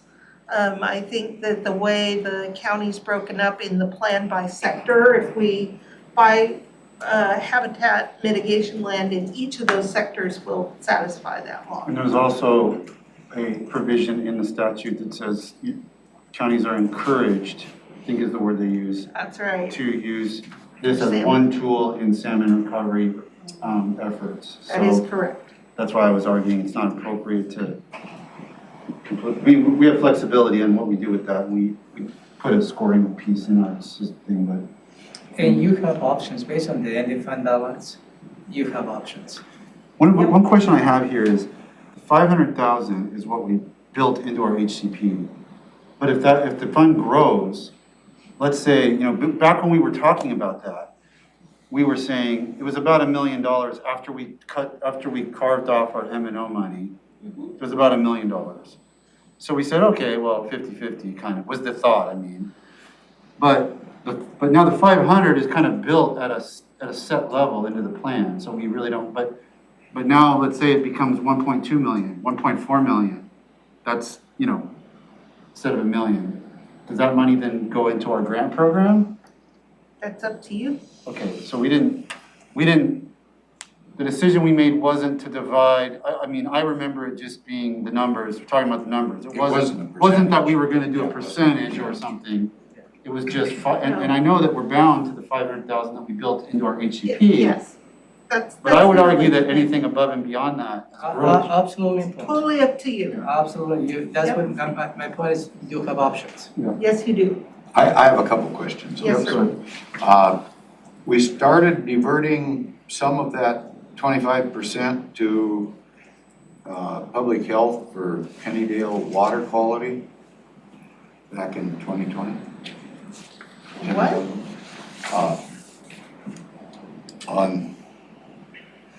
If you look at, Oh, that $10,000? Yes, we were I able. don't recall that, but, I'm not disagreeing with it, I'm just, Right, I the don't board, recall this that. was a request from Public Health. The Public Health had requested general fund money.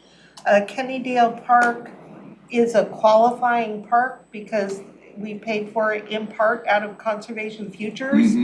So we felt that the maintenance and operation of the water testing was an appropriate use of this fund. But it had to fit within that M&O, so that was. does that help us on other parks or lakes or whatever as well, or? Only if we purchase them with Conservation Futures If funds. there is $1 of conservation futures purchased in the park, it qualifies. Well, we only have 4, so we There are could very probably, few that someone can qualify. answer that for us right now. There's Kennydale looks like it's good. Deschutes Falls. I'd have to look at the list, I That don't was an remember RCO exactly grant. which Yeah, one. yeah, you're right. You're right about RCO. Fry Cove and Burfoot. Yeah, I don't know about that. Anyway, it'd be good to know. Yeah, And we've then got just this. one other here, on the Monarch Sculpture Park, I remember that was something we put money into, and then I think you got the money back eventually. we did get the money back. And how does that, okay, so that shows that what we spent, like almost 22,000, I think you said maybe surveying or something like that, I don't know. Yeah. And then we got back 278, is that what that's saying? No, we spent the 278. If you look in the revenue, miscellaneous revenue in 2018, you see 257,000. Yeah. Miscellaneous. Go on the revenue, up on the revenue. You see it right? Yeah, between okay, that- 257, okay. So a chunk of that is the money that we got back out of escrow. We didn't get the whole No, there was something missing, but not, 290. We had to pay some administrative yeah. costs, The appraisal and all that Right. was part of. but we got a lot back out of Okay. escrow. Okay, I just didn't know how that fit. Good, okay. Yep. Perfect. All right, so I suggest we stop there and I will reserve time next week to continue through We the, have open time next Friday. exactly, Yeah, we next can Friday. probably use some of that in a minute. So, a lot, we have a lot, you'd think a whole afternoon for commissioners would be too much time, but it's really not. So you need to wrap up the meeting, Commissioner Menzer? Oh, yeah. All right. Oh, we're still on. Okay, so great. So that brings us to the close of the October 6th. We'll be back tomorrow, 10 a.m. to tackle the coroner's office, October 7th. But for today, Wednesday, October 6th, 2021, meeting adjourned. Thank you.